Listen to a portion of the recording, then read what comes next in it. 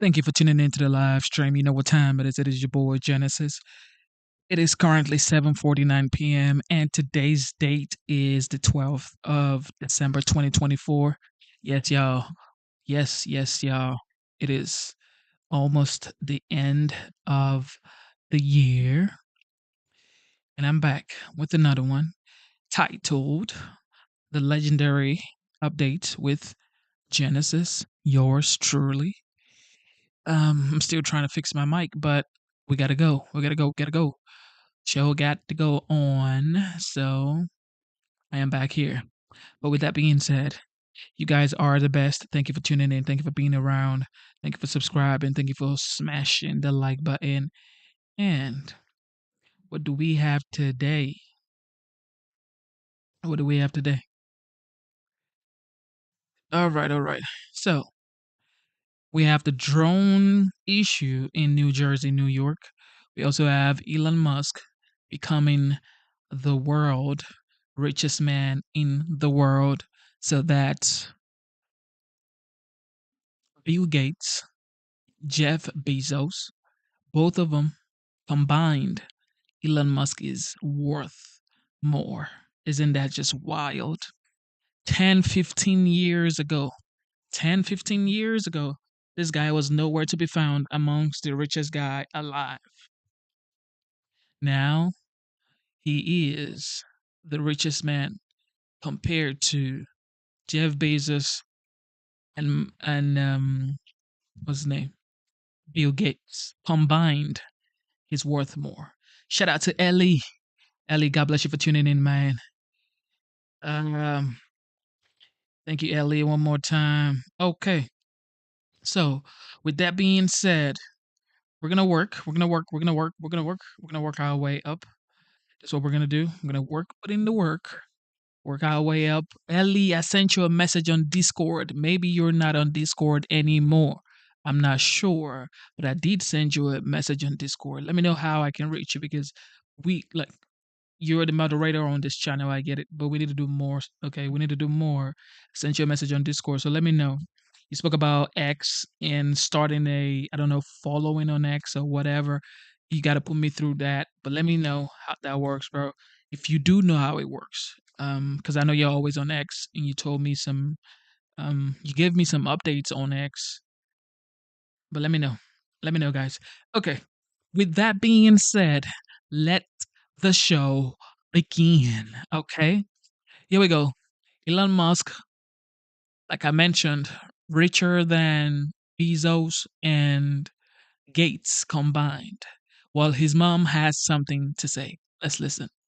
All right, it's one thing to say that Elon Musk is rich or that he's the richest human being on the planet or the richest human being that ever got close to the planet, even in inflation adjusted terms. Rockefeller, of course, goes back as sort of the iconic name as the richest inflation adjusted business guys of all time. Elon Musk just eclipsed him. He's worth more than $40 billion.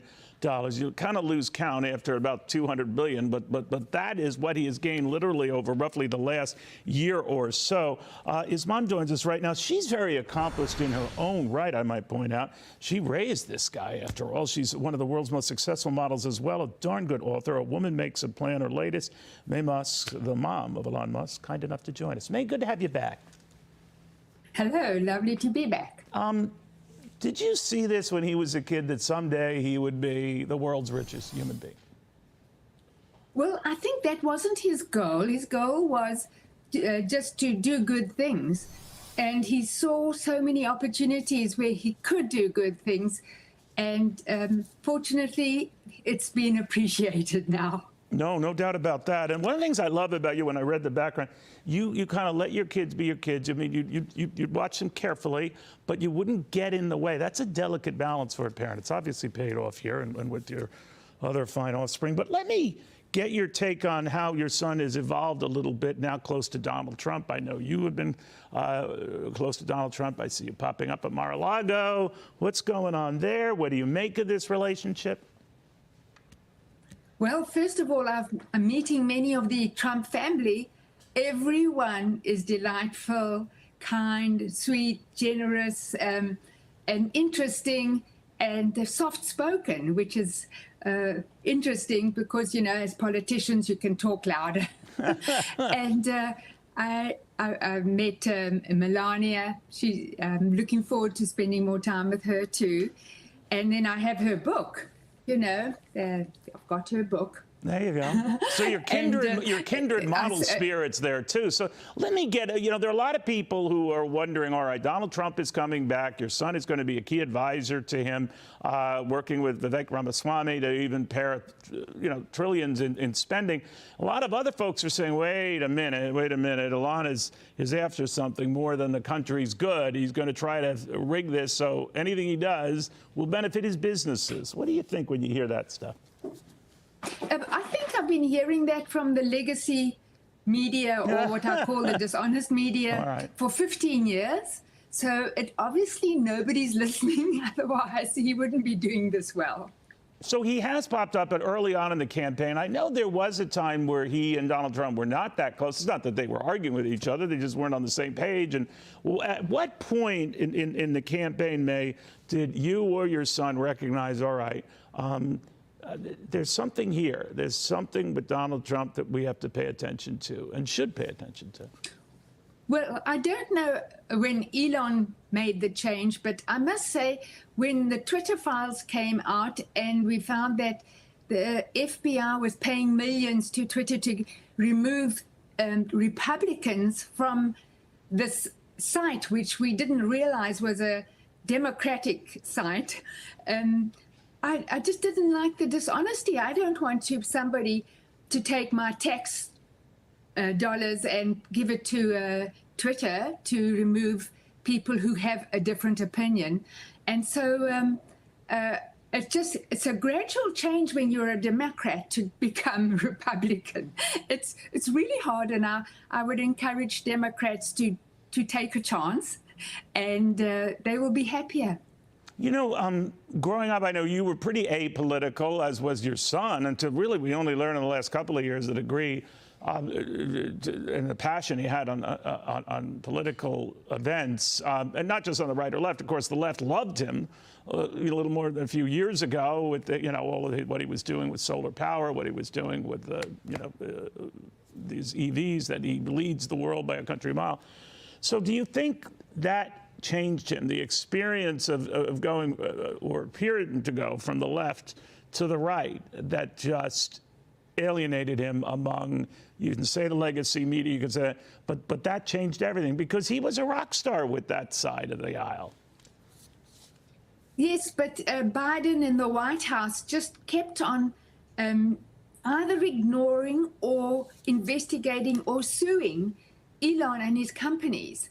And that made me very angry because he's just trying to do good and they're doing everything to put obstacles in his way. And I just don't know how. I mean, I was getting angry. I was so angry before the election. And now I just feel like the whole world has opened up for not only America, but definitely for the world. There's so much more happiness. Well, I do like the way you take all this and the criticism in stride. You don't let it stick to you one way or the other. You might be surprised, May, that some viewers think I'm overweight, as if. But anyway, I'm curious how you handle the attention that you're getting now. Forget about your son, but you're the mom, very successful in your own right, and then some. But there's a lot of attention on him, by extension, you. That can cut both ways, can it?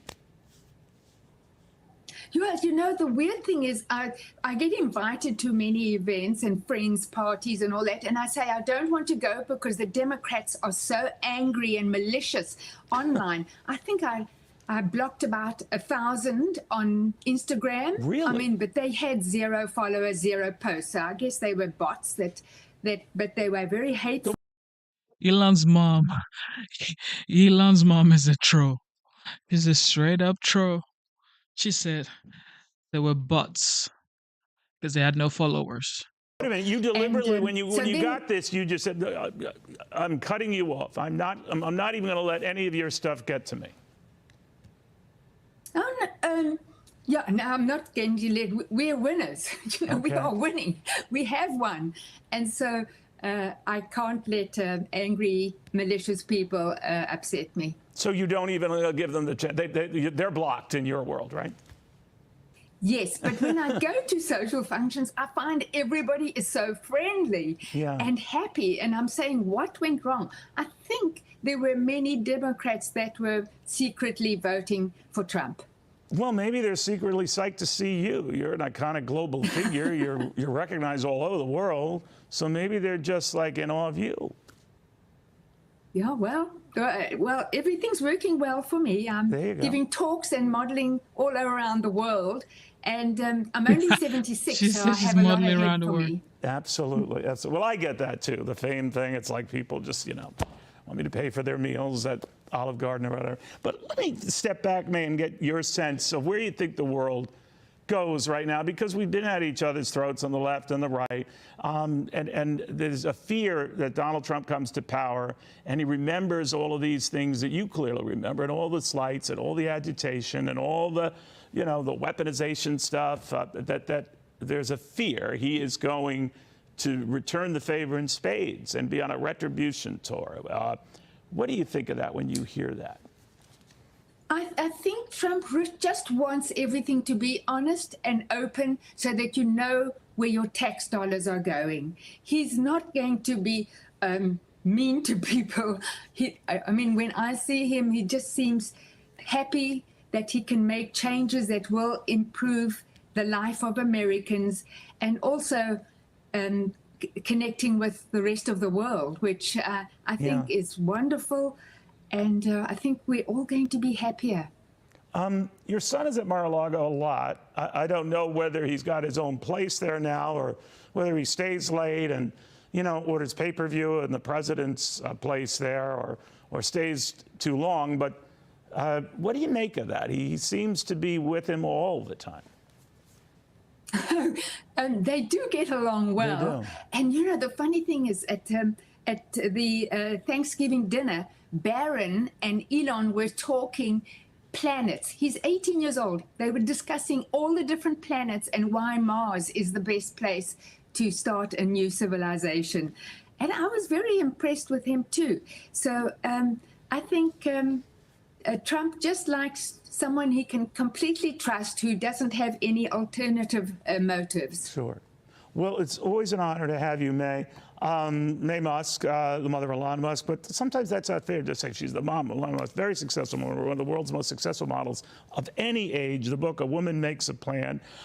She, like Melania Trump, connecting with a book that became a runaway bestseller, as is Melania's right now. Just think about it, man. Elon Musk, his mom, a doctor, and also she is a model and an author. And Melania is an author, so they're kindred spirits, according to that guy. And also, Elon Musk and Byron talking about the best or the most habitable planets. And they're like, I think Mars would be the most habitable planet. First of all, man, just work hard, bro. Work as hard as you can so your kids can have conversations like that. Because, baby, on to the next.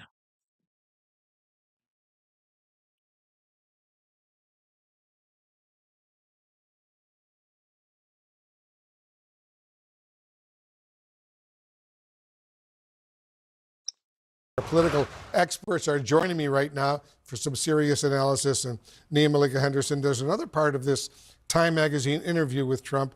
I want to get your reaction to this. Let me put it up on the screen. The president-elect is moving the goalposts on some of his pledges, like lowering the price of groceries. It's hard to bring things down once they're up, Trump says. It's very hard.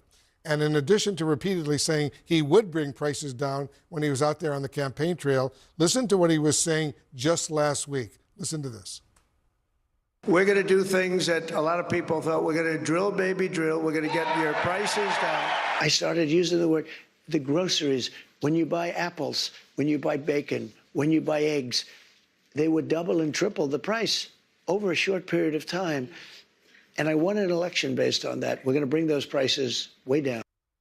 So why do you think Trump is now backing away from that pledge? You know, it's unclear. I mean, one of the things that's clear is he never really had a plan to actually bring down grocery prices, right? He thinks that tariffs are a magical solution to bringing down the cost of everything. They'll even pay for your daycare, apparently, if you have tariffs. Of course, tariffs are inflationary, so that wouldn't work. Even when he talks about expanding oil production in terms of lowering prices, there are record high of oil production currently. So that doesn't seem to work either. But it is interesting that in this interview, he is suddenly, you know, sort of in reality in many ways, because it is very, very hard to bring down prices once they go up. We'll see what his voters think, and we'll see in 100 days or so what the price of eggs and milk is at the grocery store and what voters think.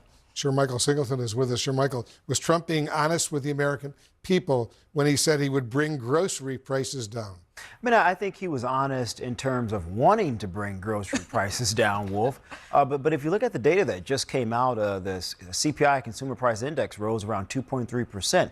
And so there are some indications across the economy, and a lot of economists appear to agree, there's general consensus here, that the strategies that were put in place maybe 60 days ago, or let's say the third quarter, right? We're in the last quarter of this year, haven't necessarily yielded the results that the Fed chair would have hoped for. And so my question becomes, what type of economy will the president-elect be walking into once he's ultimately sworn in, and what strategies will Republicans attempt to put in play to do what the president argued he would do for several months, which is to bring down that price and cost of living for the American people? Let me get Kate Bedingfield into this conversation. Do you see an opening, Kate, for Democrats right now, now that Trump is seemingly backing away from his promise, his pledge to bring prices down? Oh, absolutely. I mean, the President Trump is going to learn or relearn, I guess, that it is much more challenging to be president in many ways than it is to campaign for president. And I think the Democrats will have a big opportunity here because the reality is the President of the United States only has limited influence over fiscal policy in this country and limited impact on how much something at the grocery store costs. There are many, many other factors that go into determining what the cost of eggs is. You know, I think Democrats are going to have an opportunity here to lay this at the feet of Donald Trump once he's president. You know, any domestic policy that he puts forward, Democrats will reasonably be able to paint as driving up prices, or at least not bringing prices down, if that is in fact what we see happening here. And it's clear that he is recognizing that a little bit as he's kind of backing off a little bit rhetorically. So yes, they will absolutely have an opening here. It's interesting on Capitol Hill, Nia Malika, Senate Republicans who express any concern are facing growing pressure from Trump-aligned forces. Here's one example from Mark Caputo of The Bulwark. Let me put it up on the screen. Shortly after Joni Ernst offered a chilling reception to Pete Hegseth's nomination to head the Department of Defense, she recognized she was in trouble politically with grassroots Republicans calling for her head. How do I make this go away? A flabbergasted Ernst said to an intermediary. And listen to what Senator Lisa Murkowski said about this pressure campaign against Senator Ernst earlier today. Listen to this. My friend Joni Ernst, who is probably one of the more conservative, principled Republican leaders in the Senate right now, is being hung out to dry for not being good enough. And you're going to get primaried. So what does this tell you about Trump, how Trump is likely to behave during this next term? Yeah, I mean, he's going to call in the MAGA dogs. I mean, the MAGA mob. And remember, the MAGA mob are the folks who descended on the Capitol on January. This is why they lost in like 2 months ago. Or last month? Yeah, last month. This is why you lost. Because you keep saying the MAGA dogs, the MAGA watchdogs, the MAGA mob, all these types of languages. This is why you lost. And this is why you may lose in 2028. January 6th and behaved in a very violent way. So if you're somebody like Joni Ernst, there is, of course, the threat of a primary challenge. She's up for re-election in 2026. But there's also a real threat of possible physical danger, right? I mean, given what we know about some of these forces in the MAGA movement, what they have done already. And Donald Trump certainly knows that he has this very vast array of folks out there who are willing to do almost anything to make sure sure that he gets his way, to make sure that he stays in power, and as well to make sure that Republicans toe the line. So listen, if you're Joni Ernst, you probably are a bit nervous about what it would mean if you stand up to Donald Trump. The MAGA dogs are going to be after you. These Trump allies are not shy by any means. Republican Senator Shermichael Tom Tillis is warning that this pressure campaign on his colleagues risks backfiring on the Trump administration. Do you agree? I don't agree with that. I mean, the president-elect received over 90% of Republican voters' support in this election. If voters in their states are calling them and saying, we expect that you support these individuals, that's their job. Those are the people who empowered them to represent them. And if they aren't going to support these individuals, at least have enough decency and respect for the president-elect to say, look, I'm not going to wait 2, 3, 4 weeks. I'm just not going to vote for this person. You don't have the support, Mr. President, choose someone else. But that's not what we're seeing here. And so I understand the frustration among many Republicans, including allies of the president-elect. Make a determination on these things, Wolf, and stop playing games. You're either going to support some of these folks or you are not, but make it clear. Stop saying, I'm going to wait, I need another conversation. How many conversations do you need to make a decision?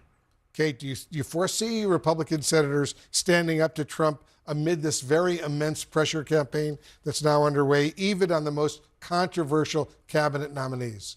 Past precedent would suggest no. And I think the math is very candidly in Donald Trump's favor here. I mean, he can lose 3 senators, so he can lose Murkowski, he can lose Collins, he could lose a third and still get his nominees across the finish line. And a lot of the votes he will need are from Republican senators who need the MAGA base in their states. So, I think the reality is that this will be very challenging for some of these senators to stand up to this really muscular MAGA campaign. And I think what we saw from Senator Ernst around Hegseth is the perfect illustration of that. All right, guys, thank you very, very much.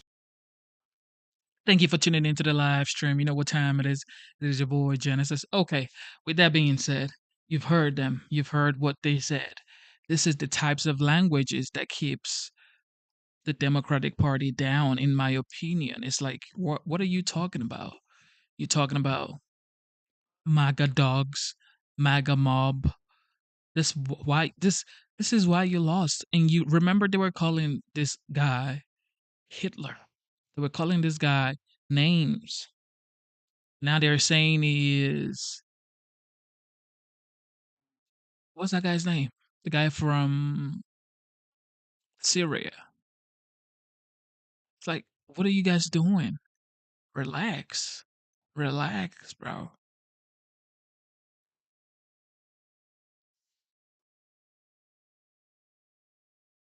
We're breaking news into CNN. A new DOJ watchdog report has just been released on the January 6th riot at the Capitol, and this finds that there were no undercover FBI employees at the Capitol during the riot. This finding runs directly counter to speculation from allies of President-elect Donald Trump, who for years have suggested the violence that day was provoked by federal agents. CNN's Evan Perez joins us now, along with CNN senior law enforcement analyst and former FBI deputy director. This right here is the longest. Yeah, shout out to Seen No More. Seen No More. Assad. They're comparing this guy to Assad right now. They're comparing Trump to Assad. Like, facts. Now, think about this. This happened in January 2021. This is about to be January 2025. They have been running the same story from 21, 22, 23, 24, now 25 coming up. For 5 years, they've been running J6, J6, January 6th, J6ers. J6ers do this. Judge. For 5 years, man. Come on. You guys don't have any other news to talk about? J6 every goddamn day? Hell no. Andrew McCabe. Evan, first to you, what does this report outline specifically? Well, the most important finding that is one that you just outlined, which is that this claim that you've had from Republicans in Congress, allies of Donald Trump, who have claimed that the FBI had agents essentially undercover who helped instigate the riot, that there's video that seems to suggest, in their view, that either people who were being paid by the FBI were essentially helping to stage the insurrection that happened on January 6th. And this report flatly says that that did not happen. And of course, the FBI has been pushing back on this for the last few years, but that hasn't really satisfied members of Congress. And it's frankly one of the reasons why they had a beef with Chris Wray and why Chris Wray is no longer going to be FBI director. They believed that there was something to this conspiracy that's been running around. And what we do find, though, is that the Inspector General found that there were 26 members of these extremist groups that did attend the Stop the Steal rally, 26 of them who were being paid as informants for the FBI. Now, these are members of the Proud Boys, the Three Percenters, other groups that were here that day. And what we learned from this report is that 26 of them had been specifically told by the FBI, send us any information on possible violence and so on. And according to the Inspector General, 3 of those 26 actually did enter the Capitol. The others, did not enter. There's also a number of informants who were not specifically tasked by the FBI to provide that information, but they came anyway. They were supporters of Donald Trump, and so they came, and some of them entered the Capitol. So the important part of this is that for once and for all, the Inspector General who investigated this, has spent the last 3.5 years investigating this, has now said that this did not happen, that the FBI did not have paid employees, undercover employees, and did not instigate this riot. Now, another important finding that I should add, the FBI, obviously was in charge of gathering the intelligence before the riot, and one of the criticisms has been why they didn't do more. And according to the Inspector General, they did not ask all of their field offices to send in and to ask their informants to send in intelligence on this. And that was a failure. And they also provided bad information to Congress saying that they had done so. So that's an important thing that I think the FBI really is going to try to fix going forward, because obviously January 6th was a bit of an intelligence failure. We all know that. Because it happened, and law enforcement did not stop that violence before it happened. Yeah, and Andy, we'll talk about the intel sharing here in a minute, but first, just your reaction to this report, but also that bit of information that no doubt some Trump allies or those who are sympathetic to January 6thers will seize on, which is that you did have these paid informants who were there, 3 specifically tasked by the FBI to report on specific domestic terrorism case subjects who may be going to the rally that day, one of whom entered the Capitol. Sure. So I have to say, overall, I'm not surprised by those conclusions in any way. If you've been following this story since January 6th, we knew through the discovery that came out in many of the criminal cases against January 6th participants that the FBI had intelligence from some informants. They had informants who traveled on their own by their own choice to participate in the rally, some of whom ended up on the Capitol, very few of whom ended up going inside.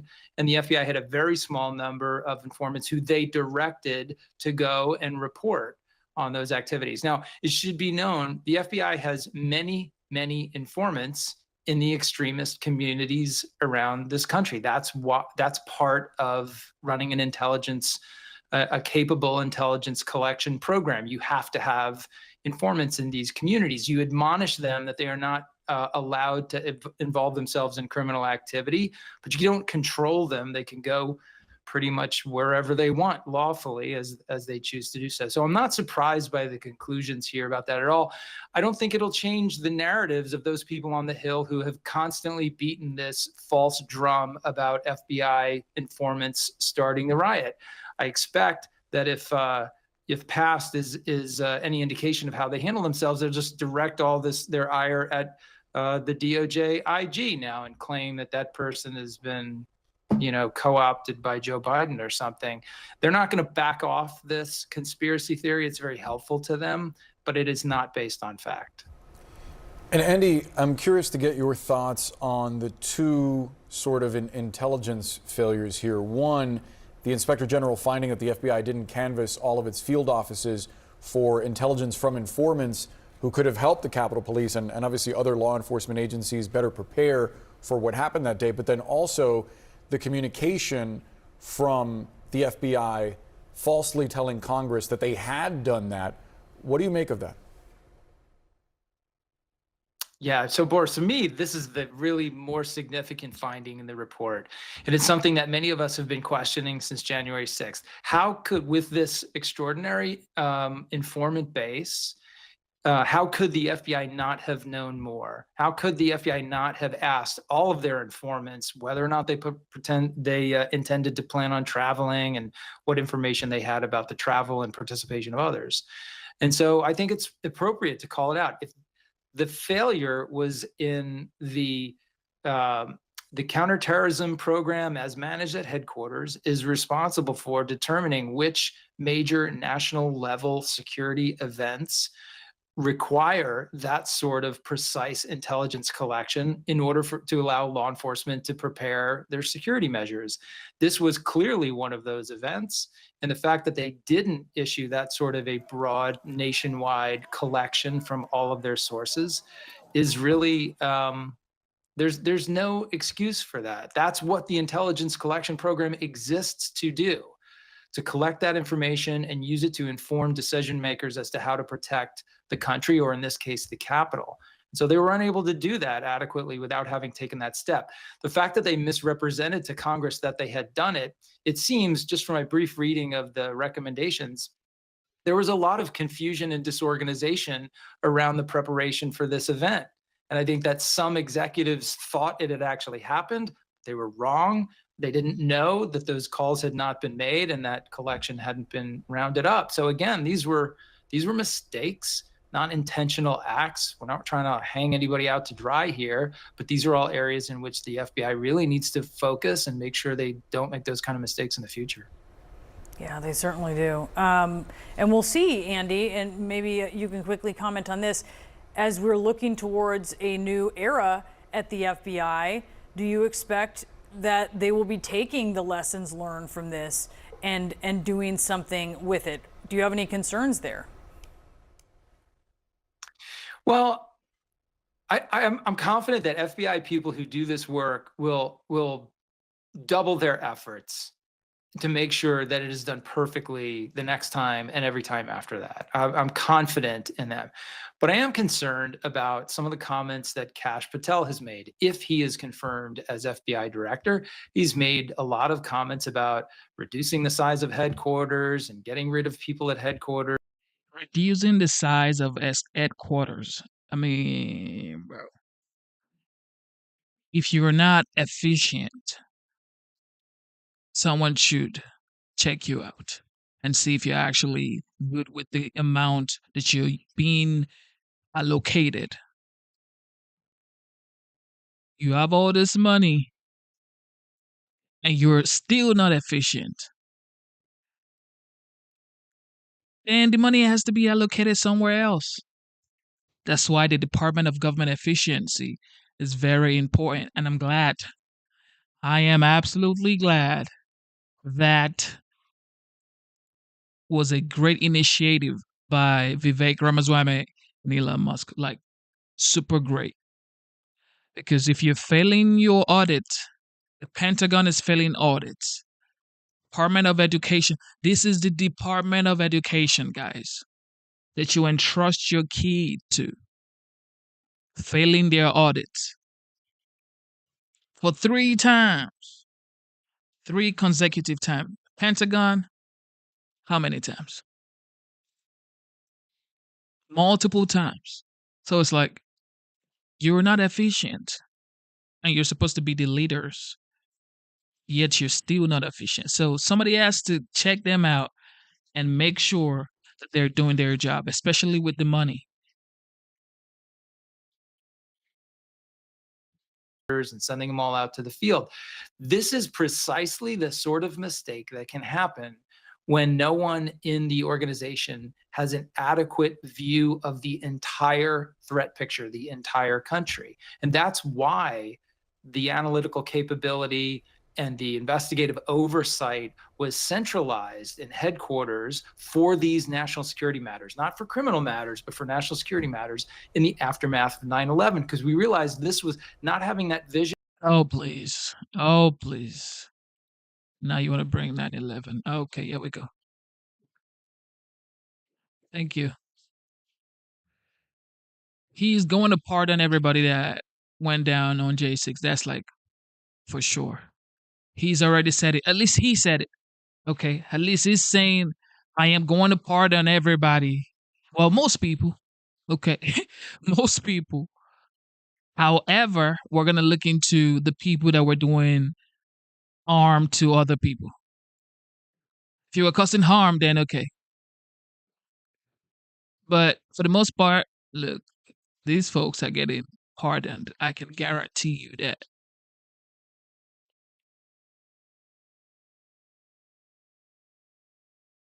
Luigi Diaper Donnie. Mangione is fighting extradition to New York. What sort While of that name is happens, that, bro? This Diaper is the Donnie. prison where he's being held. It's the State Correctional Institution at Huntington, the oldest operating state prison in Pennsylvania. Mangione's cell looks much like the one you see here, according to a law enforcement source. His actual cell is 15 by 6 feet. A Department of Corrections spokesperson says, Shout out to Basil. Basil Music, you said Department of Government Efficiency should but be instituted by the biggest government contractors. Billions. Moscow or Ramaswamy, who doesn't even deal in facts. When you say they don't deal in facts, what does that mean? When you say they don't deal in facts, what does that mean? I think shooting up a rocket to Mars space is pretty much dealing in facts. And Ramaswamy, of course, is into pharmaceutical. Okay. And if you have a business that you're into pharmaceuticals, you pretty much have dotted your I's and crossed your T's.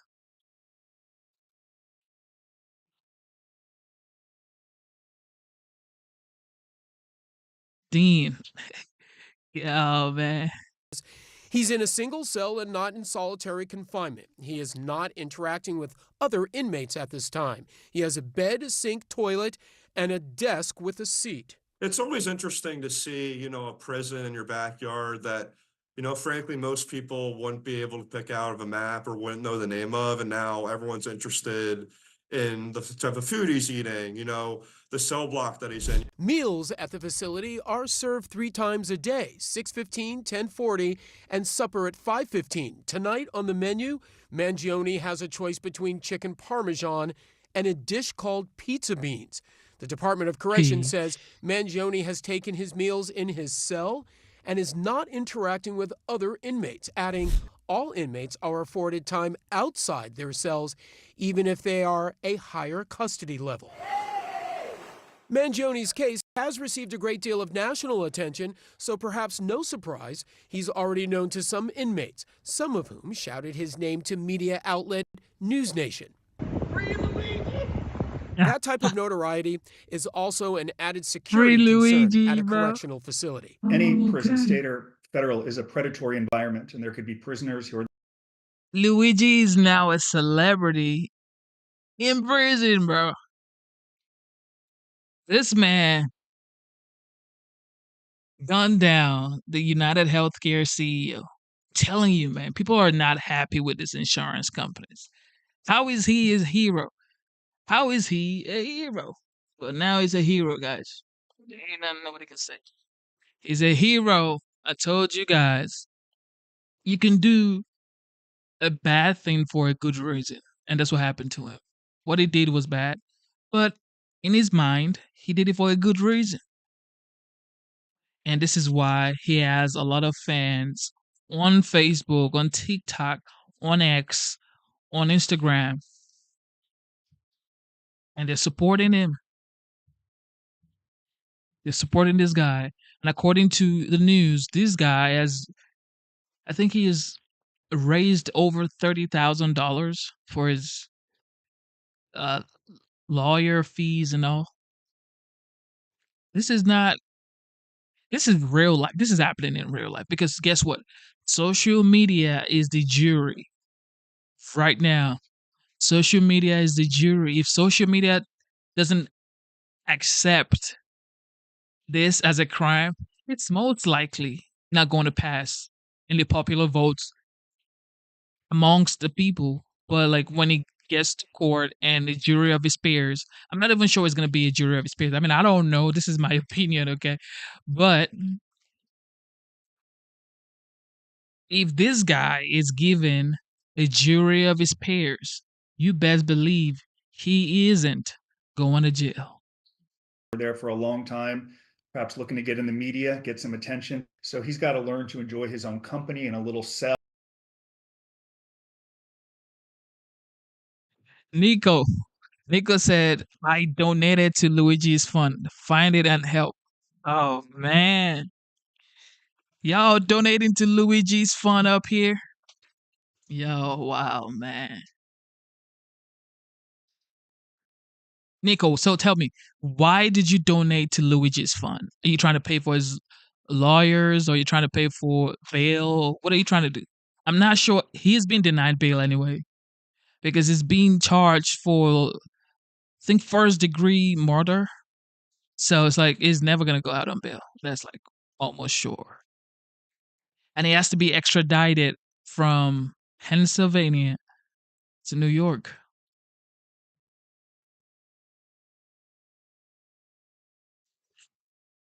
Oh, Nico.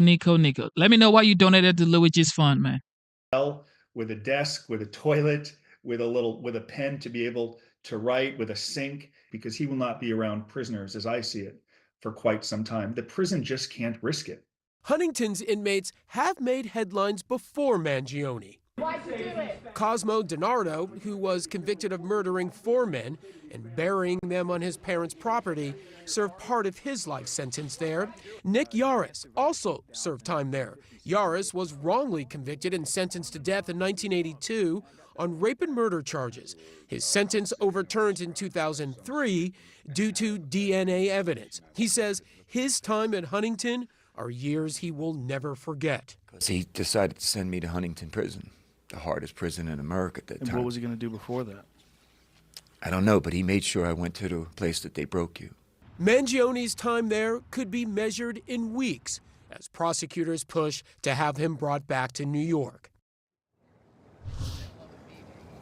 And Aaron, the Department of Corrections also tells us that Mangione is allowed to have visitors there at the facility, but so far, the only person to visit him has been his attorney, and that was this afternoon. Aaron? That's very interesting, to say the least. All right, thanks very much, Jason. So Tim Clemente is with us now, former FBI counterterror agent, criminologist Casey Jordan, and criminal defense attorney Mark O'Mara. So Mark, let's just start with where Jason finished. That point, he said that there's been one visitor, and it's been his lawyer. Now, we understand that Mangione is allowed visitors, right? So he could have had family, for example, come. That is allowed, but it has not happened. Only his lawyer as the only single person to visit. Does that signal anything to you, Mark?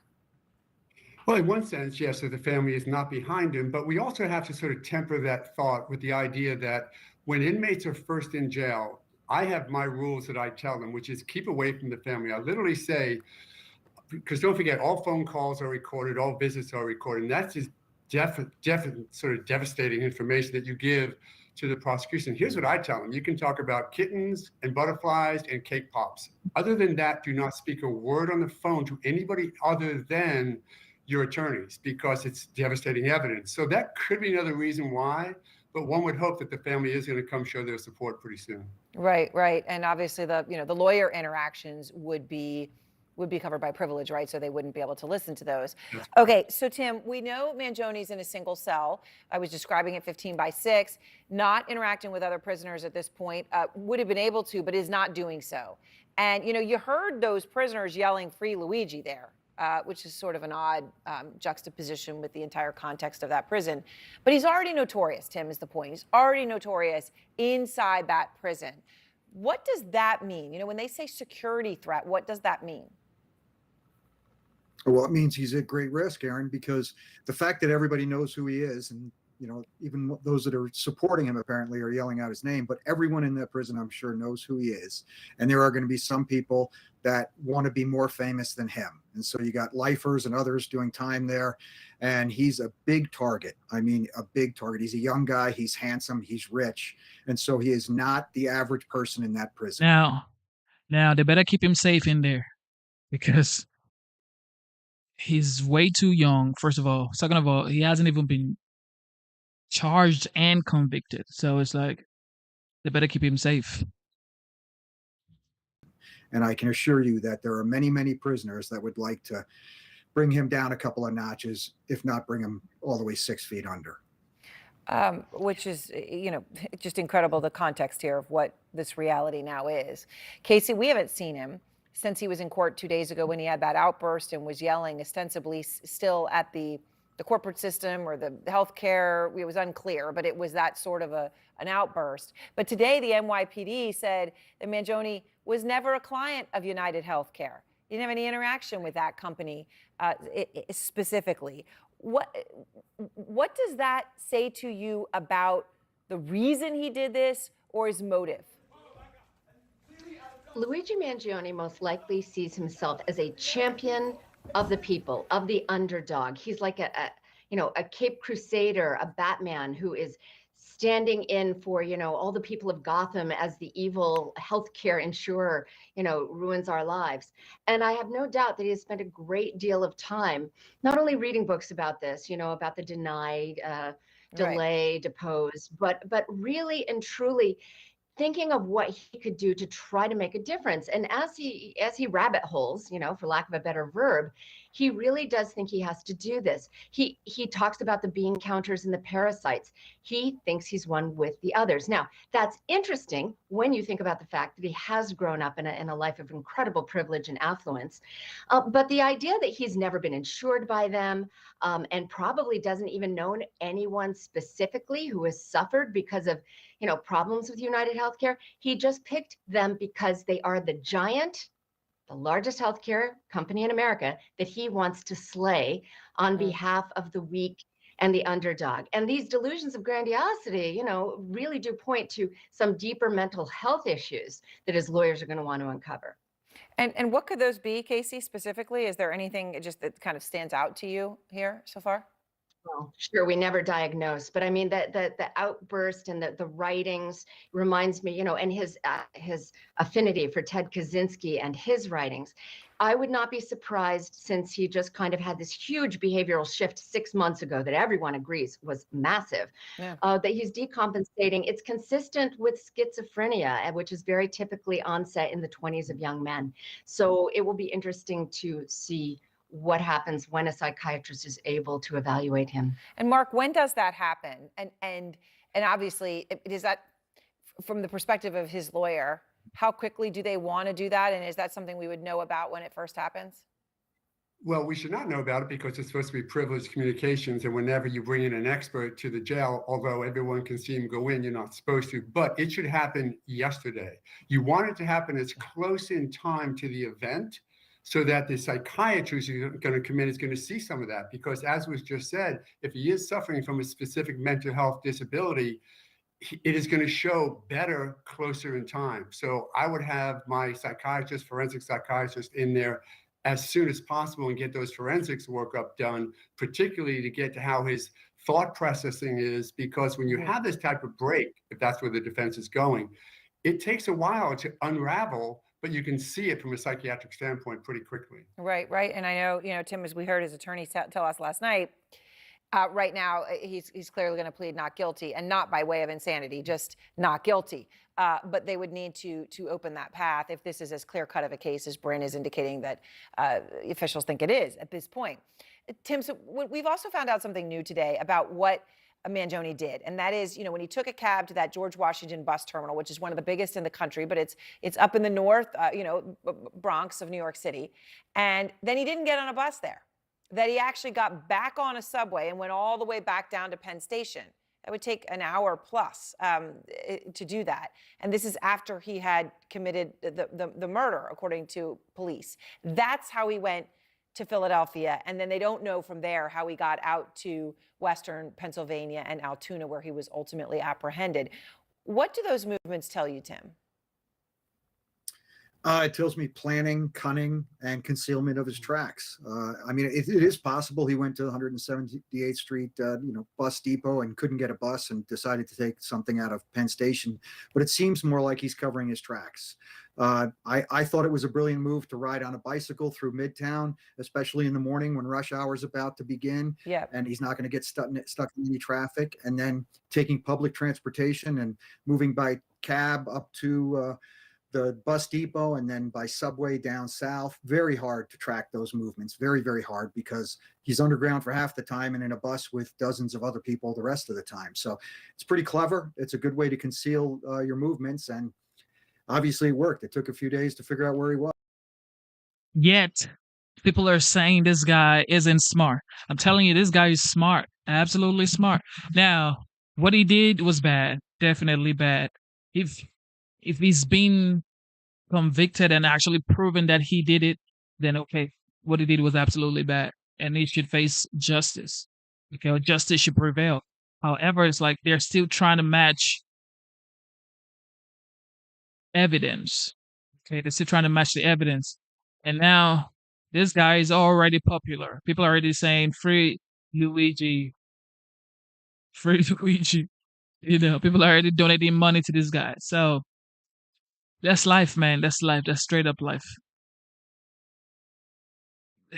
Man, 2024. What did we not see in 2024, man?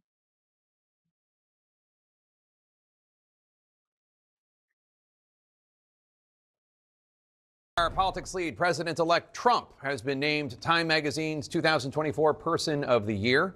And he's making a lot of news as he prepares to return to power. In a wide-ranging interview with the magazine, when asked if he's... This guy just never miss. He never miss, guys. This guy just never miss, man. Look at him on the magazine cover. Spoken to Russian President Vladimir Putin since the election. Trump said, quote, "I can't tell you. It's just inappropriate," unquote. Trump did say he, quote, vehemently, unquote, disagreed with President Biden's decision to allow Ukraine to use American long-range missiles to strike inside Russia, saying, quote, "We're just escalating this war and making it worse," unquote.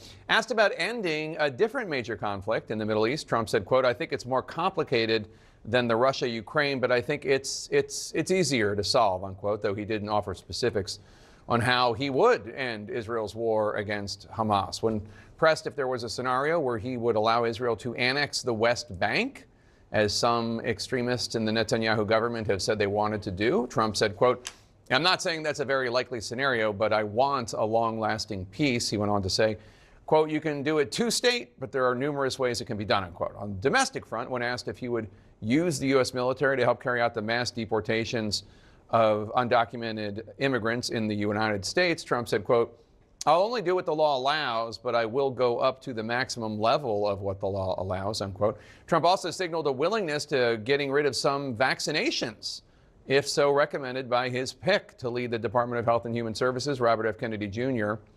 Getting rid of those vaccines, of course, would be opposed by every major credible scientific organization, and they say it will cost lives. Trump says, quote, "It could if I think it's dangerous, if I think they are not beneficial, but I don't think it's going to be very controversial in the end," unquote. It's pretty controversial right now.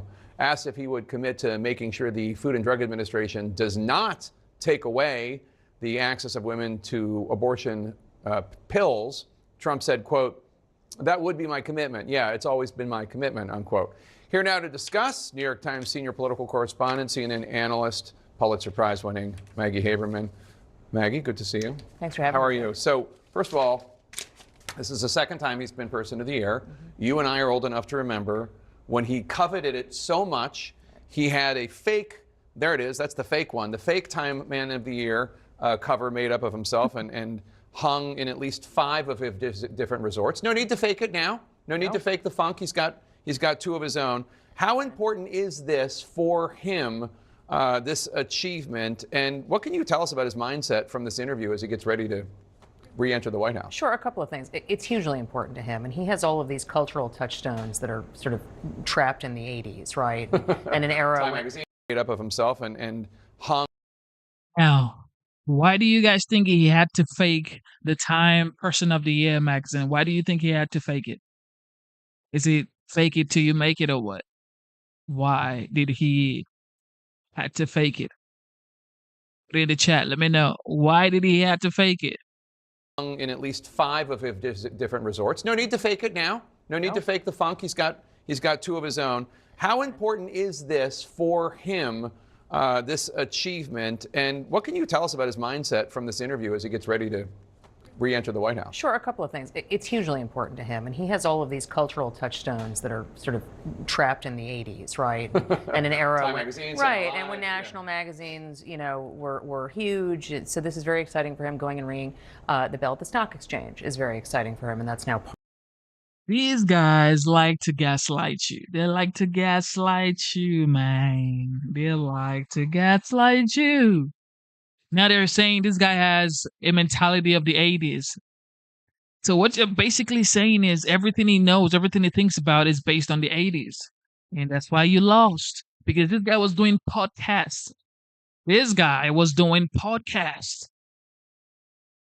Is podcast of the 80s? No, I don't think so. Of the process of being named Person of the Year. So these are things that he's clearly reveling in, and you could see it when he was there today. In terms of his mindset, he was actually a little more explicit on certain things than he has been. It's also just a reminder, Blue Jake. Queen. Yes, Blue he certainly Queen was much more TV, you accessible. said because he's broke. Oh, man. I do not understand where you get your concept from. Because he's broke. What do you mean by broke? Like I have 2 airplanes and I am now the president of the United States, and I own buildings around the world with my name smashed on it. Is that, yeah, that's broke. If that's the definition of broke, then okay, I'll take that. I want to be broke. Than President Biden or Vice President Harris, but he actually has not been that accessible to mainstream media for a while. Nope. He did a lot of podcasts. He has not done a ton of interviews. He is starting to do a few more. So he talked about, medicine, abortion. He's so happy with the NYSCE. Look at him. He's so happy. Oh my God.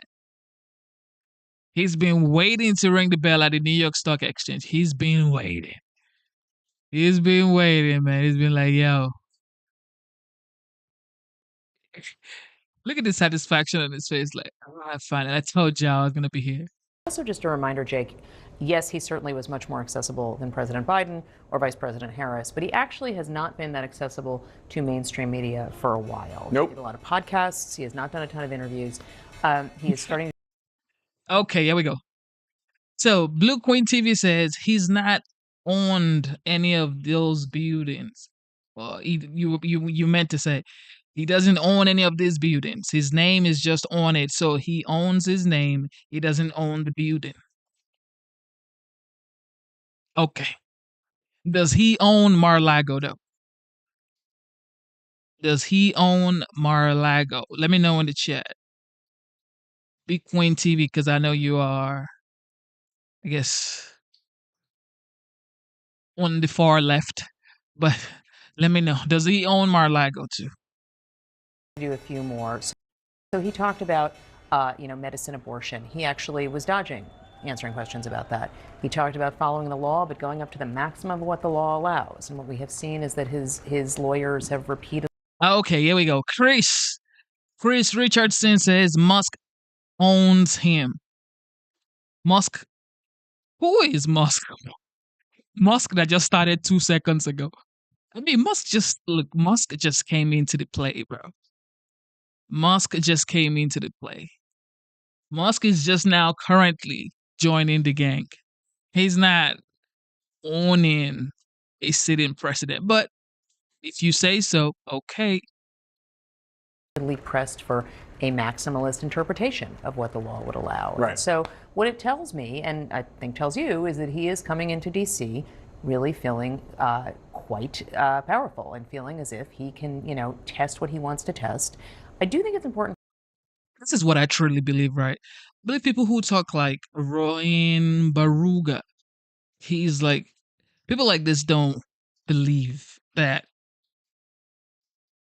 in any way, shape, or form in this lifetime, you're going to get some amount of money that you would say, oh, wow, I may be rich now.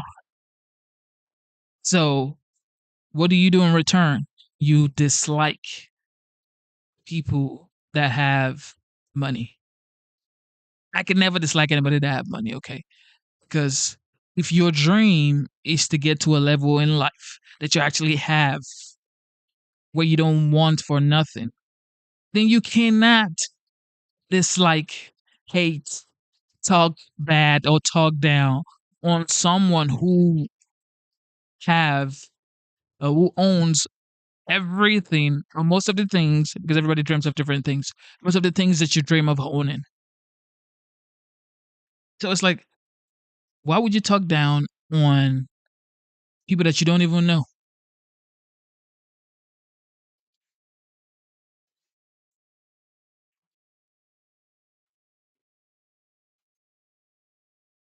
For people to remember, he did do the job once before. And so he is coming in with a better understanding of how Washington works. Is he the most detail-oriented human on policy? No. He did come in last time, actually, with a policy agenda that he wanted to enact, and he got totally both stymied by... Of course, now you're saying President Musk. Musk was born in South Africa, okay? Pretoria, South Africa. So Musk is an African. He moved to Canada, then moved to the United States. So he's a Canadian, is a South African. He was born in South Africa. Is a South African, is a Canadian, and now is a United States citizen. So it's like, y'all just want to talk about, he could never be the president because he wasn't born in the United States. You have to be born in the United States to be able to become the president of the United States. But I know this for a fact. Chris Richardson definitely didn't know that. You definitely didn't know that, bro. I can tell you that much. Someone in his own administration, and flummoxed by the various investigations into him. He's not facing any of that right now. So it'll be interesting to see what it looks like. Well, the question then becomes, does this knowledge that he has, does that mean that he will be more Reagan-esque in his delivery? See, no more says respect Musk is an African American, bro. Oh, man. Oh. Or is it like the Velociraptor who tests the door in Jurassic Park and then is now figuring out how he can more successfully wreak havoc? Right. Several people who have worked for him over the years have used the Jurassic Park analogy. So I think that seems. Yes, I didn't make it up. Right. It seems like. Well, I'm just saying, if you have to pick which one you think it's going to be, I don't think it's going to be Reagan-esque delivery. I think he is going to say things like, "I'll be fair to you as long as you're fair to me," which we have heard him, and his version of fairness is. Not necessarily everybody else's. It means no criticism. Right. It means doing what he wants or saying what he wants and not opposing him. So Trump was asked what his father, Fred Trump, a very important figure in his life, would think about his political comeback. And he said, quote, "I think he maybe would not call it a comeback. He would have said, it's just Donald." What do you think of that? So he's had something, I think two things. I think his father looms incredibly large for him, as you know, and I think that relates to something else he said in that interview. He got asked another time about, what a comeback this is, and he said something to the effect of, "I don't think of it as a comeback. I've always been here." And so I think that that's what LL Cool J said. Right. Well, I think there is something to how he framed that about his father, and now he's thinking of it himself, which is, his father would not really allow for any public acknowledgement that Trump has had troubles over the last 4 years. Trump's whole approach has generally been reality is what he decides to make it. And during the campaign, of course, Trump said he had nothing to do with Project 2025. That's the group of conservative, MAGA adjacent and MAGA part of MAGA world, individuals who wrote this plan, and the Democrats tried to attack them with it, and Trump would say, I don't even know what that is. But he said, quote, no, look, I don't disagree with everything in Project 2025, but I disagree with some things. I specifically didn't want to read it because it wasn't under my auspices, and I wanted to be able to say that. But he might not have read it, and I certainly believe that, but people told him what was in it. Yeah, or at least some of what was in it. And he spoke at some event for them. Look, it wasn't his. That's true. His stuff was, I think it was Agenda 47 was what it was called. But number one, you didn't need Project 2025 to know that Trump was planning a lot of radical things, right? Just listen to his own language during the campaign, a lot of which overlapped with Project 2025. The bigger issue, Jake, is that Trump's campaign aides said no one who had anything to do with 2025, with Project 2025, will be in this administration. That's not true. And that's just bluntly not true. And I really don't believe that they always planned on sticking with that. So they said something that was a lie during the campaign. Yeah, imagine. I'm Maggie Haberman. Thanks so much. It's always good to see you. Jake Tapper, for sure. Jake Tapper always has something to say. Always. Shout out to Jake Tapper.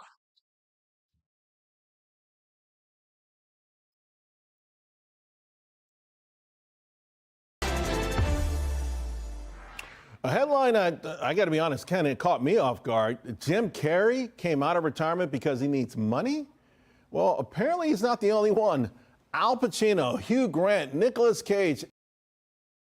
So, what's going on in Hollywood? So, Jim Carrey says he's coming out of retirement because he needs money. Al Pacino, same thing. Nicolas Cage. Well, I've seen a lot of Nicolas Cage new movies, and it's like probably low budget, but I mean, this guy's an amazing actor.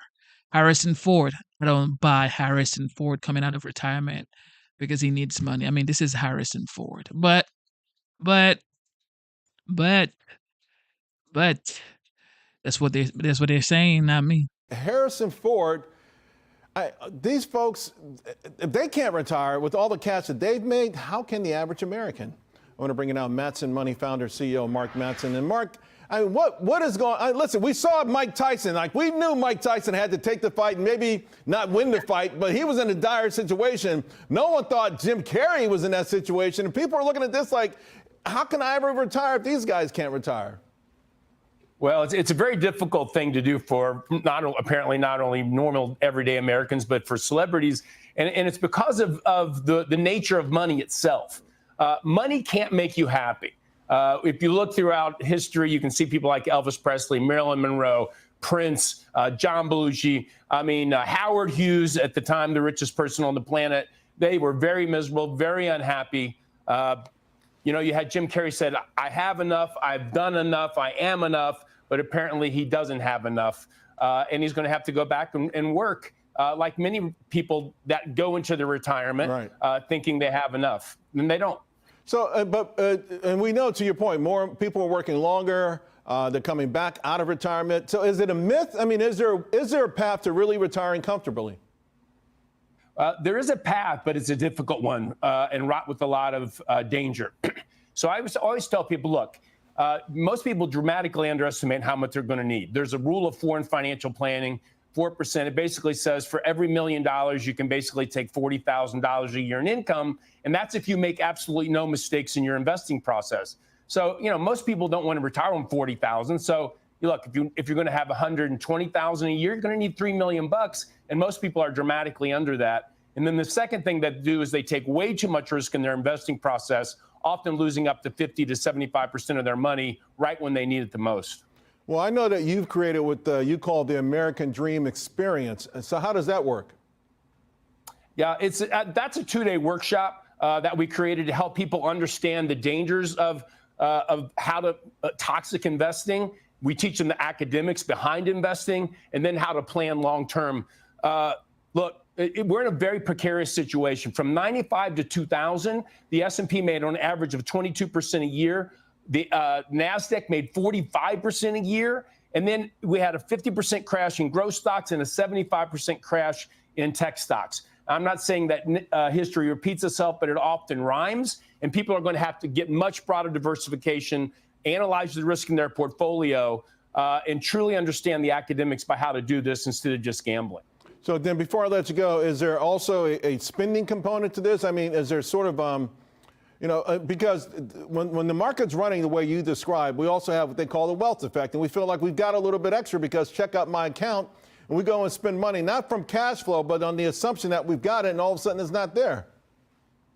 Yeah, it's extremely dangerous. Look, the reality is that investing is a dangerous game. Playing the market itself is dangerous. And I always tell people, look, you want to invest in the market long term, not play it. No one knows when the next Boeing's going to hit. Who would have ever guessed Boeing would lose everything? They made planes that crashed themselves, doors flew off, had massive, terrible problems. Many companies have gone bankrupt. Broad diversification in large stocks, microcap, value, and international, and hedge your equity risk with high-quality short-term fixed income. That way, if the market does take a 50% hit, you have cash to rebalance and buy that while it's low. And don't spend that. A lot of people are getting money from their parents when they die. Yeah. They don't even reinvest it. They buy Ferraris and new houses. Yeah. And let's face it, Jim Carrey always had the Groundhog movie and in case of emergency, break glass, right? All of those actors got I could do part 4 to that movie. So most folks don't have that availability, so let's do it the right way. Mark, thank you so much, my friend. Appreciate it. Can you hear me? Okay, so I don't buy that Jim Carrey has to come out of retirement because technically he never retired because he did the movie Sonny the Hedgehog. So I don't think he ever retired. Okay. What is the Five talking about? The Butter Czar, Tom Homan, and Chicago mayor.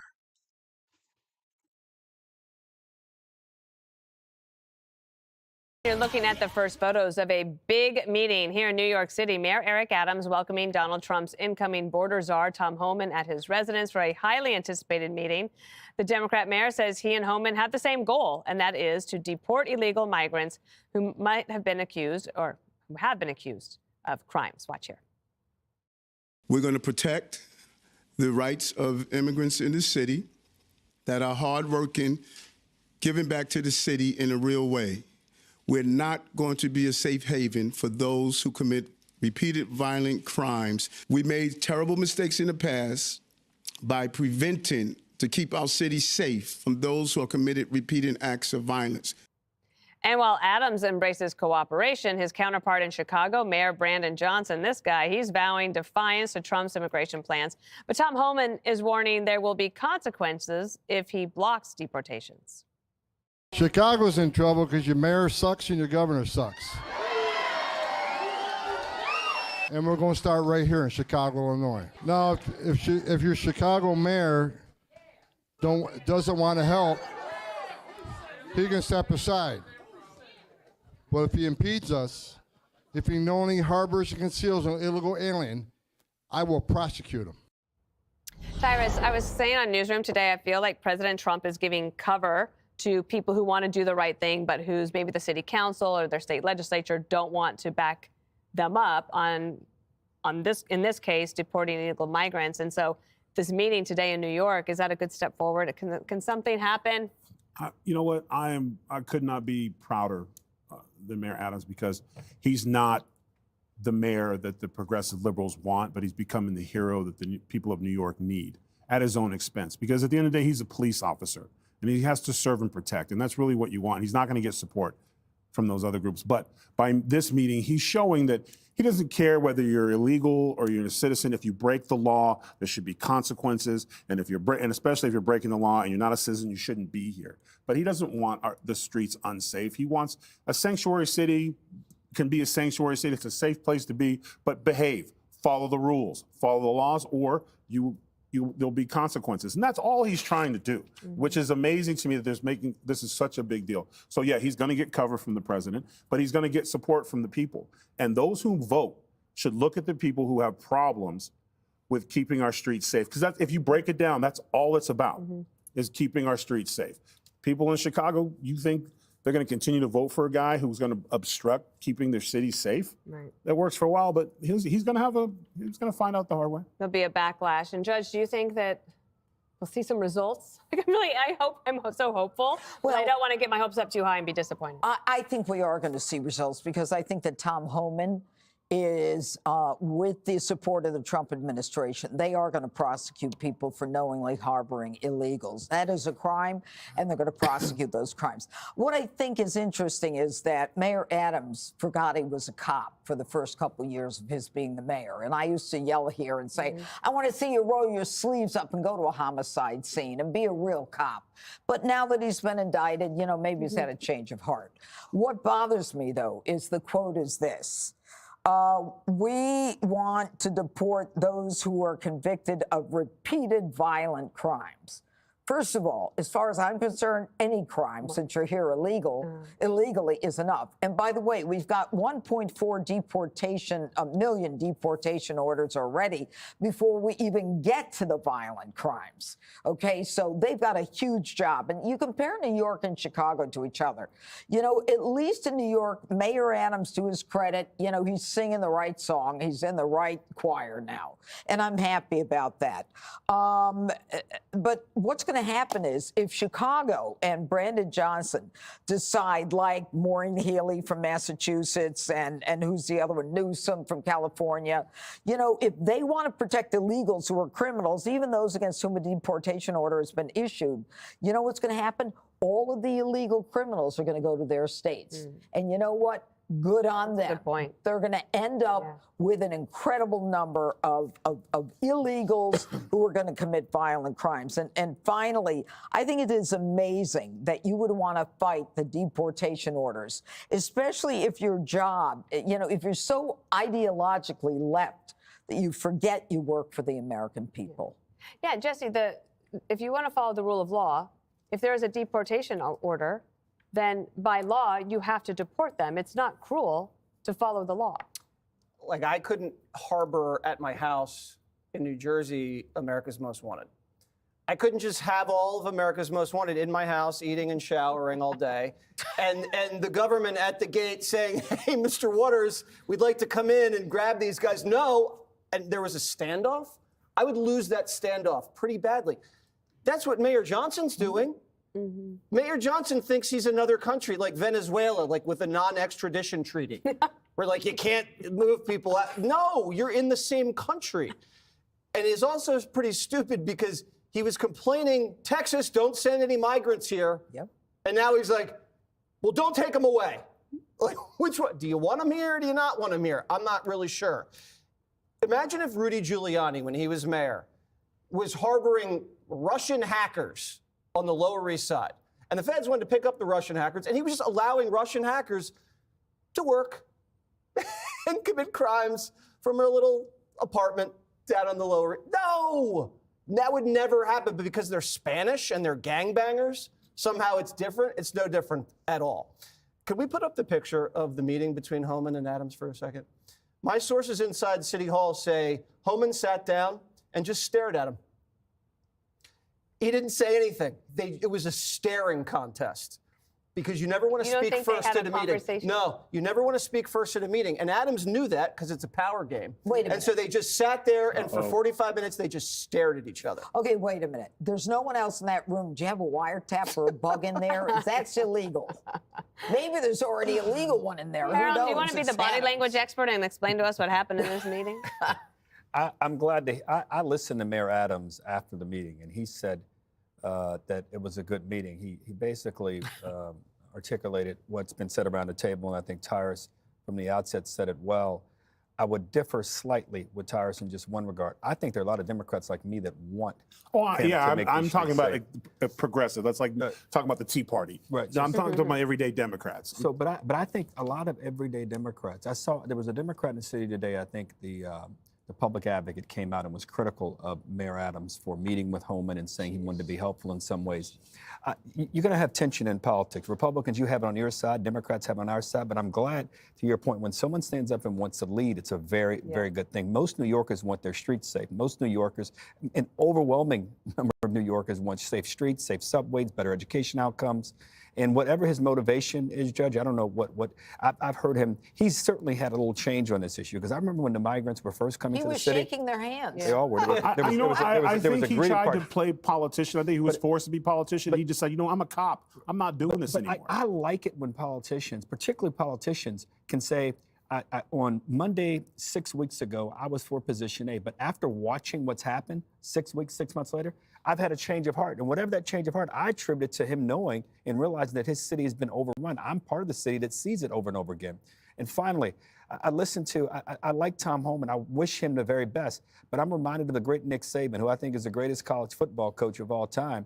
He said, I always analyze kids when they came into the program. Who were the workhorses and who were the show horses? Be a workhorse, Mr. Homan. You got all the power to do everything you want to do. All the tough guy stuff, let's leave it out. Stop preaching to politicians. Just go in and do the job. And you're going to have guys like me, Democrats, supporting you up and down. I'm a hero. That's very good. Shout out to Tom Homan. Tom Homan ain't playing around. Tom Homan ain't playing around. And okay, just to give you guys a little context, okay, we're gonna take you to Chicago. Shout out to Ellie. Ellie's from Chicago, okay, Illinois, and yes, we're gonna see what Chicago mayor is doing, and then, I mean, Ellie, look at what your people are saying. Look at what your people are saying concerning the Chicago mayor.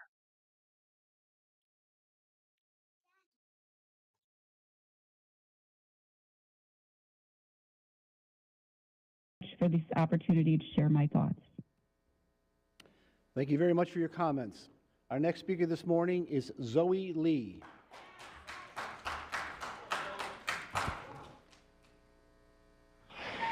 I, and state your name. I, Brandon Johnson. Do solemnly swear. Do solemnly swear.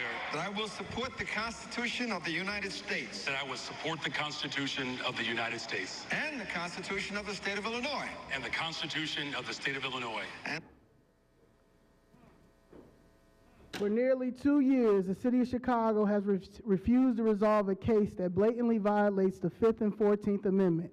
Instead, they have continued to commit federal law violations and support fraudulent documents filed by City Chicago attorney Bradley Wilson.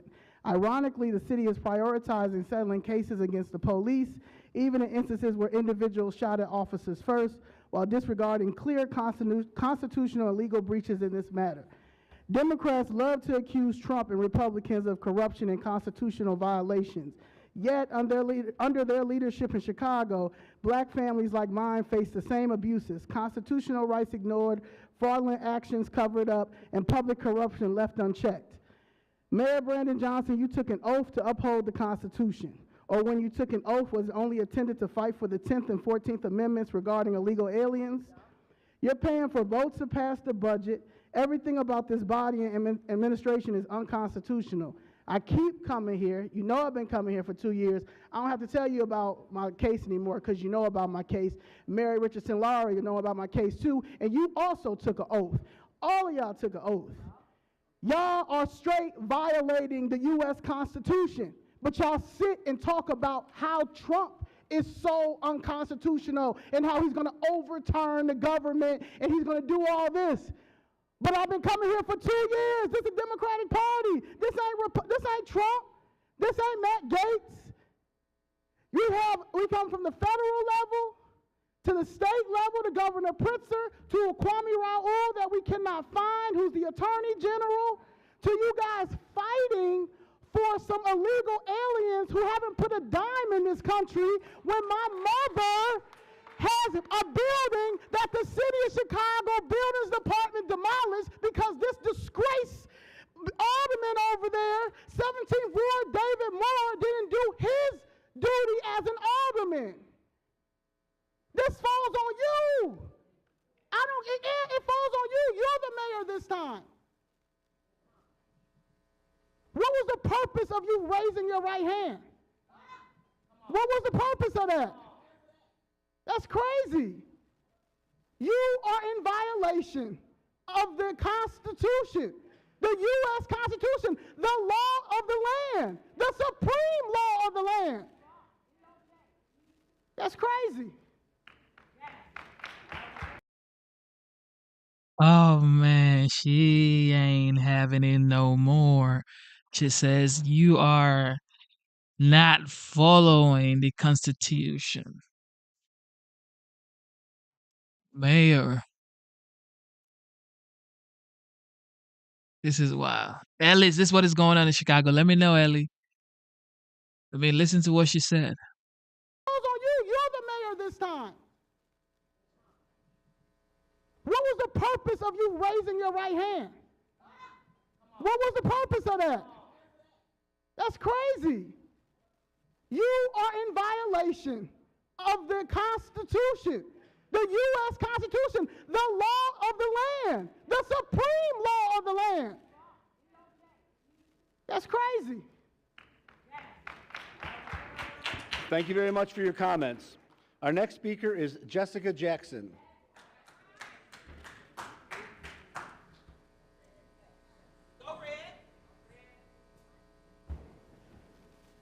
Now, before you get offended and try to stop me from saying what I'm going to say, you're a biblical person, so There we go. you say, just like I am.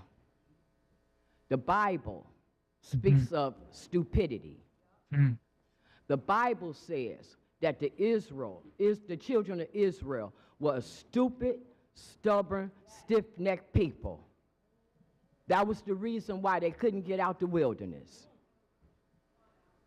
The stupidity of this administration, the stupidity of this administration to think that we don't know any better than to know that you all are going to pass that budget with all those tax increases. The stupidity to think that we don't know that you all could have corrected this stuff a long time ago. The stupidity to think that you all could come with this type of cut, this type of recommendation, and not come with the true accounting of how much money was spent on these illegals. You all have yet to be transparent with that. That's the biggest financial downfall of the city. Yet, there has not been any type of audit, any type of financial accounting for illegal immigration. It is stupidity of this administration to think that we did not know the other day at the budget meeting when they had the law department here, that key members of the law department that sit in here every day, like that Levine, like that other one with the glasses, to think, Mary Richardson Laurie, that you really could make us try to think that the city and the county are so different, so separate, that they don't intertwine with one another, especially when it comes to public corruption. For you to insult people like that. For you all to think that we believe that you did an 800 survey of voters that made you all step back and look at what you were voting on when we stood at this mic. And I told you that if you voted wrong for money, we was coming for them seats. That's where it came from. Not from no fake 800 people. So now, we're going to continue with what we started. Make you famous Friday. Until you all get it through your thick heads that we're not playing. Afro Elite pulled the name yesterday for Michelle Harris. And she can sit there and rock like she don't hear it, but everybody knows when you hear your name, it triggers something inside of you. Tune in, 6 o'clock on Zoe Lee, Leigh, YouTube. We're going to make you famous, Alderwoman. Oh, I wish my mic was working. What is wrong with this mic? Oh, this is so wild. Chicago is going wild. Michelle Harris. Thank you very much for your comments. Our next speaker is Osiris King. Go Red, Chicago Red. Good morning, Mayor Brandon Johnson. Good This morning. is my first time seeing you in person. It's really cool and just not seeing it through the news. My name is Osiris. I'm a young 26-year-old man here in Chicago. And I remember when my elementary school in the area that I live in, the Wadsworth Elementary School, was turned into a migrant shelter. And I remember how Democrats talked to us like we were stupid.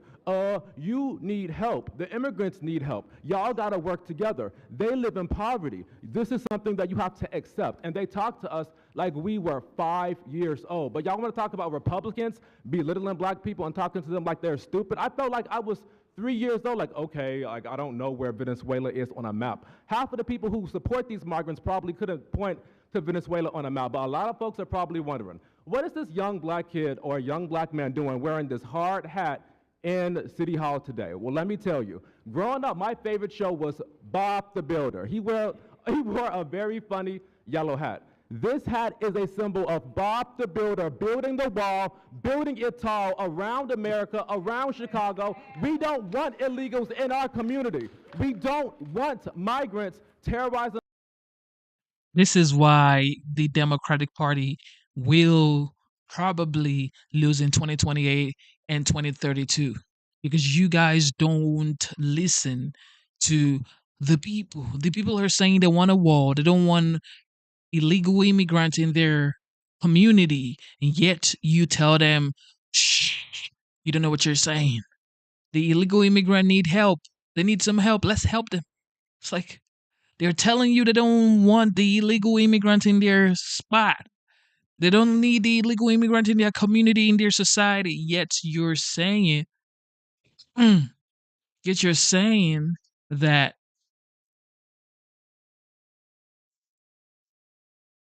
my daughter.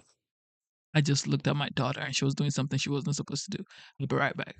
Our own people, and to have y'all sit up here and say we have to accept $70 million being given to them when you got black people who are already struggling and need help, it is a disgrace. It is a disgrace. And this election of Donald Trump represents something that is just more than him winning. This is the end of vote blue no matter who. This is the end of they black, you gotta vote for them. This is the end of Democrats saying lesser than two evils. They did that with Hillary. They did that with Biden. They did that with Kamala. It didn't work this time. People are sick and tired because nowadays you gotta get your hands dirty. You gotta come down and talk to the people. You gotta give a little to get a little. Black people are not falling for the okie doke. A long time ago, y'all would say, black people jump. We say how high? They say stoop down. We say how low? They say go vote Democrat. We would run faster than Usain Bolt to get to the ballot box. But this is the end. And must I also say, people talk about Mayor Brandon Johnson, but he is just a microcosm of the problem in the Democrat Party.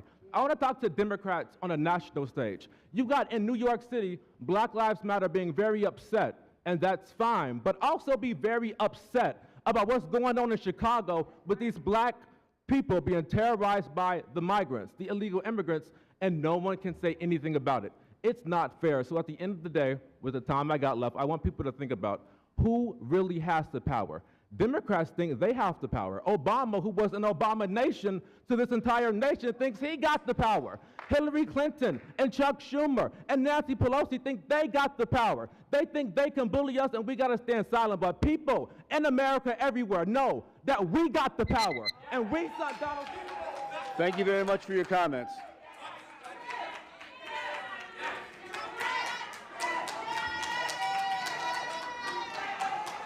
Thank you very much for your comments. Our next speaker is More Real News. Go ahead, Owen. Our next speaker is More Real News.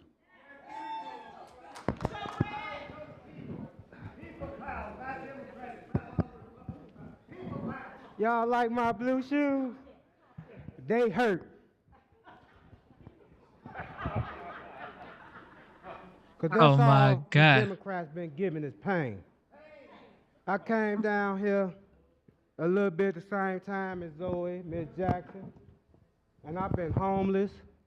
My child and I have been on the streets. We actually slept in the car on Thanksgiving because some bogus stuff with some Democrats wouldn't get us in the apartment when the landlord signed the lease on the 22nd. But exactly, they can get the illegals in. You can get them in, you can get them in, Brandon, can you? You can give everything to them, even though I gave you information on how the shelters treat our people, etc. But y'all can build these nice shelters and put them in these nice hotels, you know. But, you know, I got a little stability now. You know what I'm saying? So I'm going to be speaking a little different and a little better. I ain't going to cuss you out like they told me not to. I ain't going to get you. I ain't going to get you. Because I'm not fake here. It's just that I'm a real man and a real father. So I feel a different hurt than maybe you do. And that makeup ain't for him. Don't crack jokes on him. That's for his wife. You know what I'm saying? I'm natural. My wife is natural. We will. I ain't faking. I ain't faking and saying, excuse me, I'm not faking and saying who I am. I tell them all the time I'm a Moorish American, whether who like it or not. I stand on that. I ain't faking like Miss Clay, Islam, and more and things like that. You ain't even got a bay on your name. Stop faking. I ain't faking like Jeanette Taylor, claiming, oh, we for the people, and then vote something different against the people. And I'm running for alderman in that ward, in 20th ward. And I'm standing on that 20 of love, truth, peace, freedom, and justice. So the streets know what I'm talking about. I'm running for that ward. A real man, a real person for the community, a real person that y'all know came for nothing. I've been down here, came for nothing, from the ground floor. Even when we was homeless, I still dressed nice and represented as a man and as a father and as a leader. And also prophesied things down here. And the well is my comrade. Yes, indeed. We prophesied go red. We prophesied we gonna get Trump up in here. That red look nice on you, Miss Coleman. You always look like a stripper, but anyway. Okay. We gonna get you. Okay, that's it. Shut his We mic gonna off. get- Your time is up, sir. Excuse me. You will not insult people on this floor. Your Excuse time me. is up. Excuse me. Back, please. Speakers are reminded that people of all ages are listening to public comments, and we ask that you please refrain from personal attacks and using profanity. Thank you very much. If you continue to have an outburst, I would ask you to be removed. Now, we've taken your time. If you can, please continue. Our next speaker is Moises Moreno. People of Chicago are not having this. They're speaking out and they're like, we are not having this no more. Hell no, we're not having this no more. What's Mayor And so Adams you write saying? different stories that distort what I've stated. So I'm not wasting my time. I'm being very clear, and I'm not going to spend hours answering your questions over and over again for you already to have your preconceived notions and your distorted views on what I have articulated. We're going to protect the rights of immigrants in the city that are hardworking, giving back to the city in a real way. We're not going to be a safe haven for those who commit repeated violent crimes against innocent migrants, immigrants, and longstanding New Yorkers. That was my conversation today with the border czar to figure out how do we go after those individuals who are repeatedly committing crimes in our city.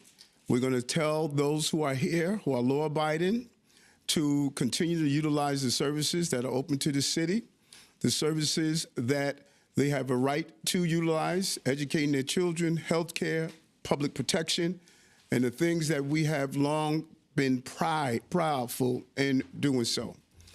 But we will not be a safe haven for those who commit violent acts. We don't do it for those who are citizens, and we're not going to do it for those who are undocumented.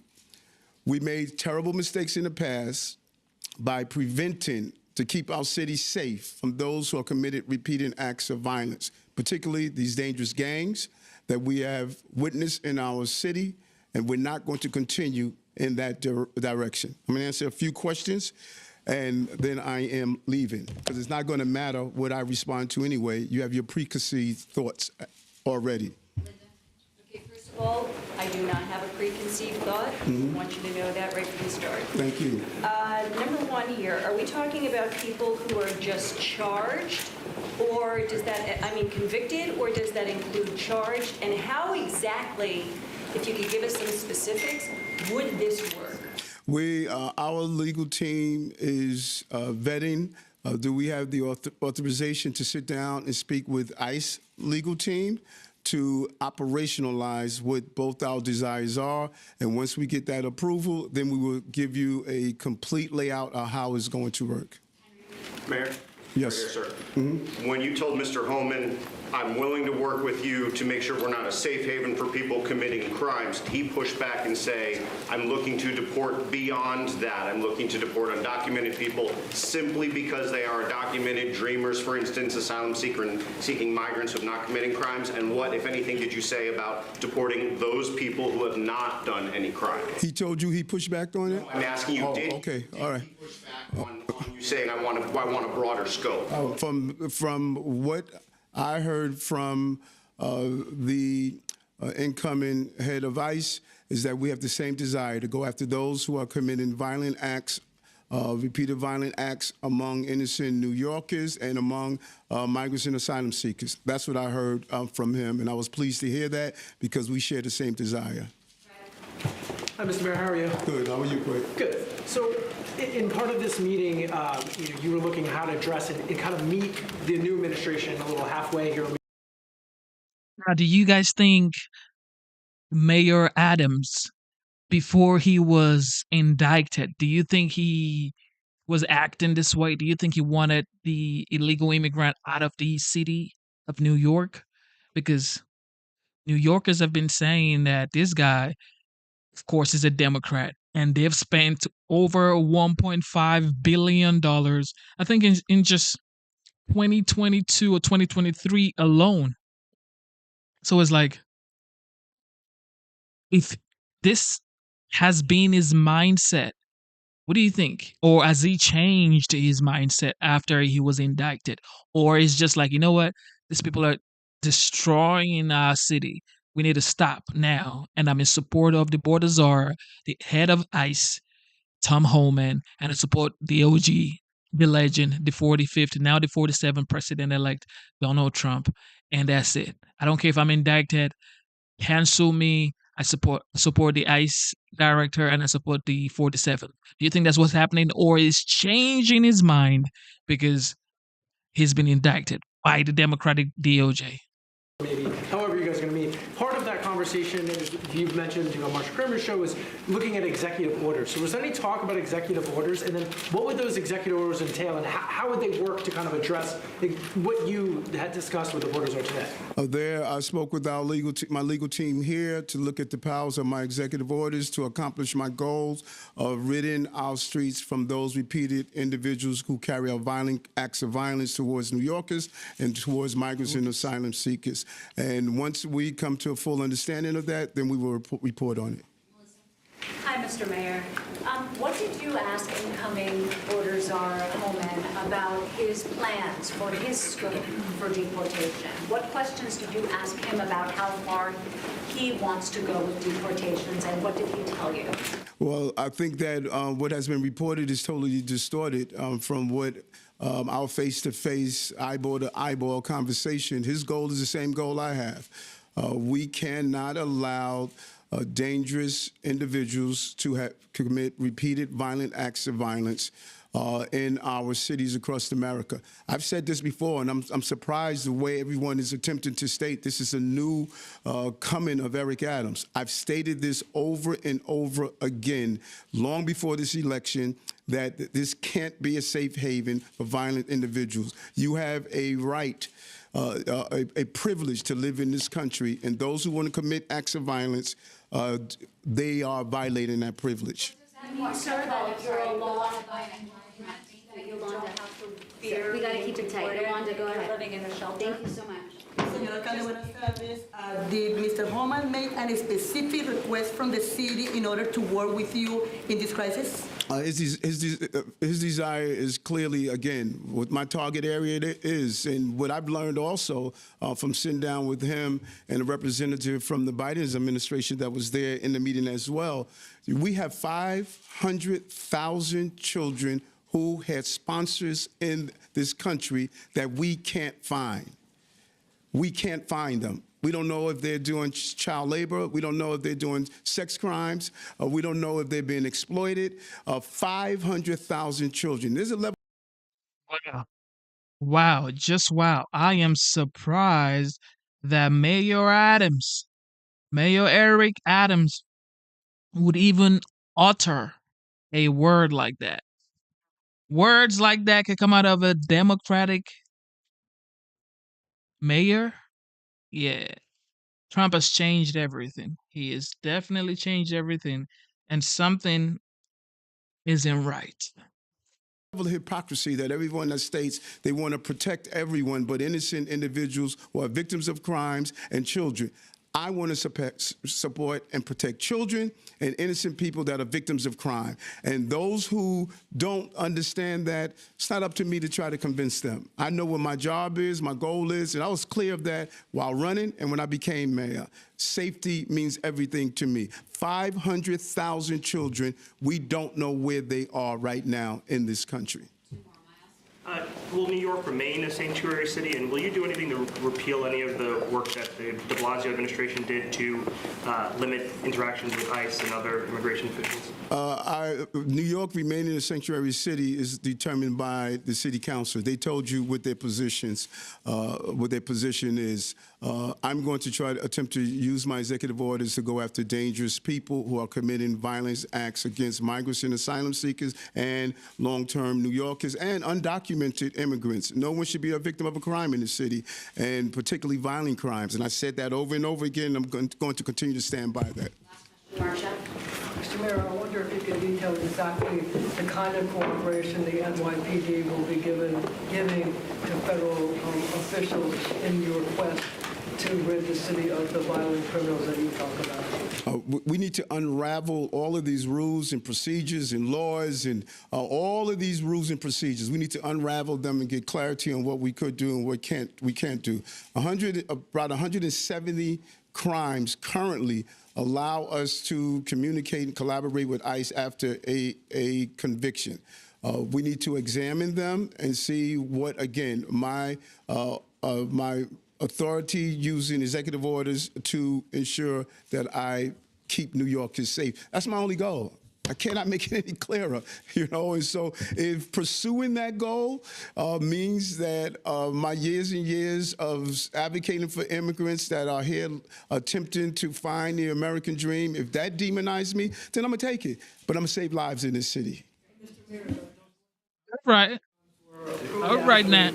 During the de Blasio administration, do you feel that since it was approved during the de Blasio administration, that you have the authority to enforce them now, to let NYPD officials enforce them with ICE officials now, so that you can begin doing what you just said you wanted to do? Let me tell you one of the challenges that we're having. Currently, you could have one of these dangerous Venezuelan gangs that are here. They can be in real active investigation into some of the criminality that they're doing. There's a lack of clarity that can we assist in preventing the act from taking place. That just makes no sense to me.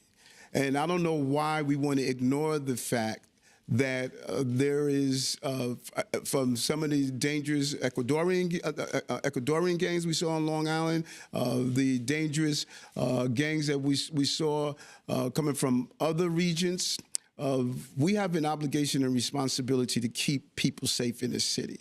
And all law enforcement should play a role in that. All law enforcement. And we should not handcuff law enforcement for carrying out that job. And I think that this entire narrative has been hijacked. There's a great level of distortion. People are trying to push their own agenda. I have one agenda. I've never lied about the agenda. I've never been, slick about my agenda. Keeping New Yorkers safe. And it doesn't matter if they are documented or undocumented, because some of the criminal aspects in this city are preying on migrants, asylum seekers, and undocumented, and so many levels. And this is not about protecting just certain parts.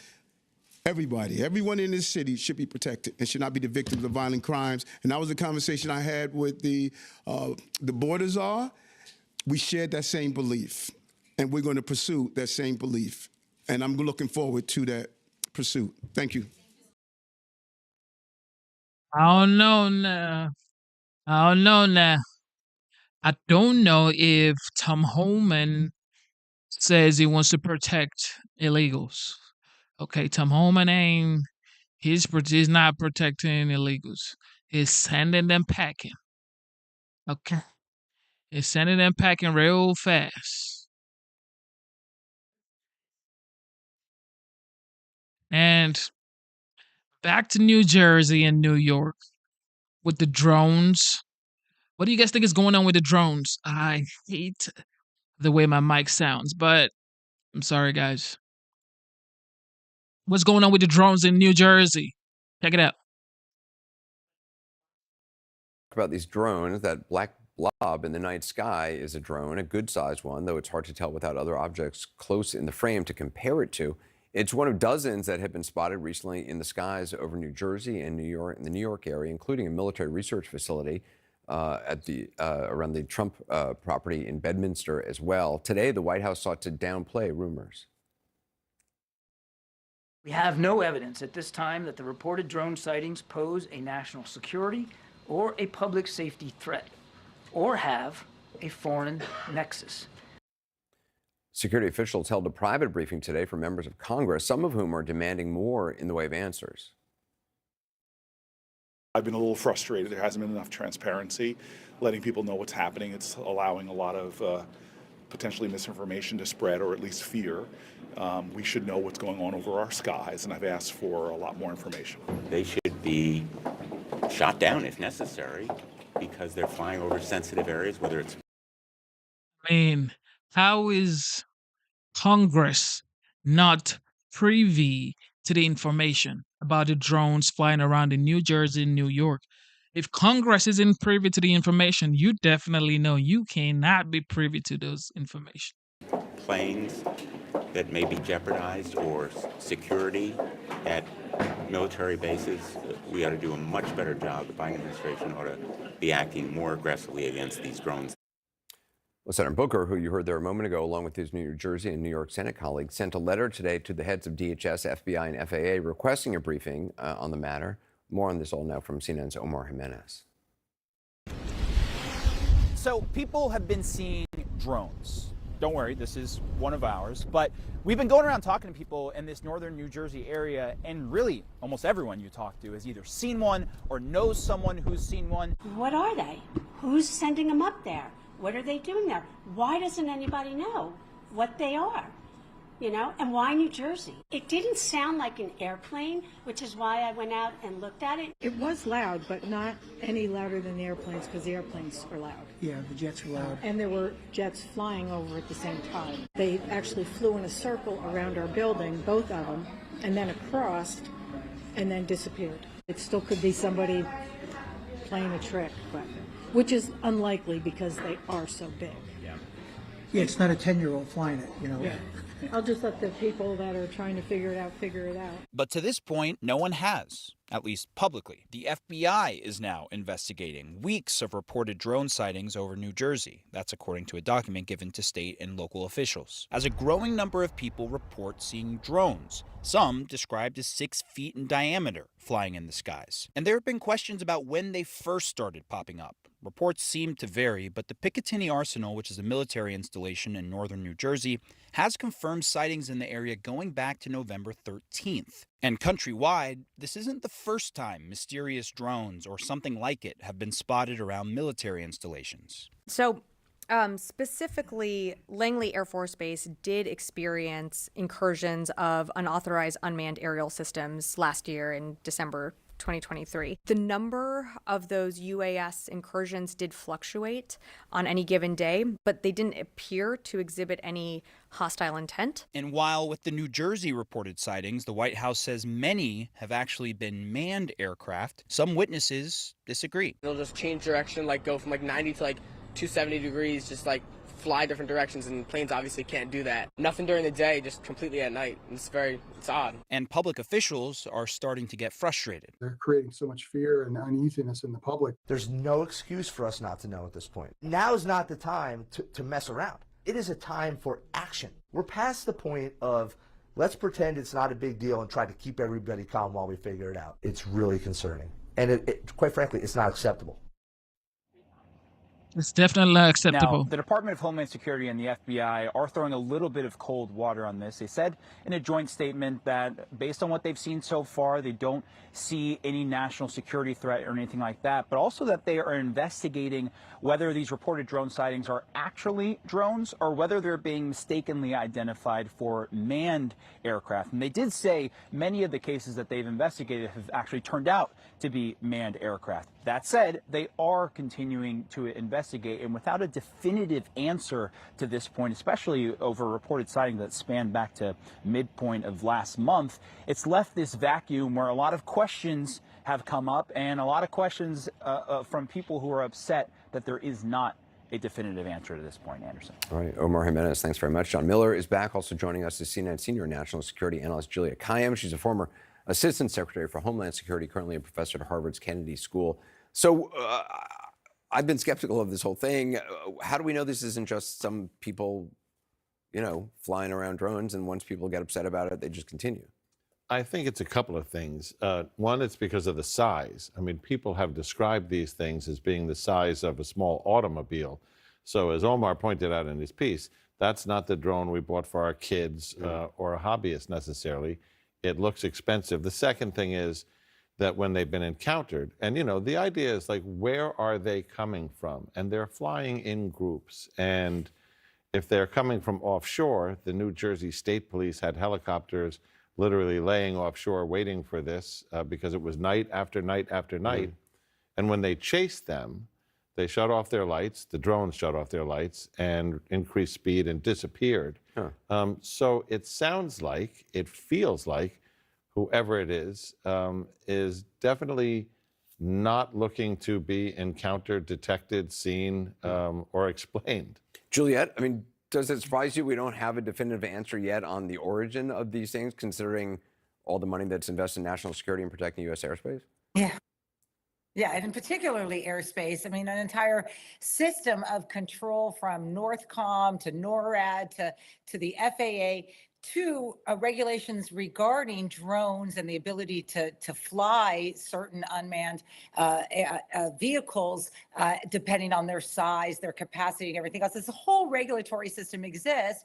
And the answer we've gotten back is, well, it's likely not drones. And so that's what the government is now saying, is that most of them are manned aircraft.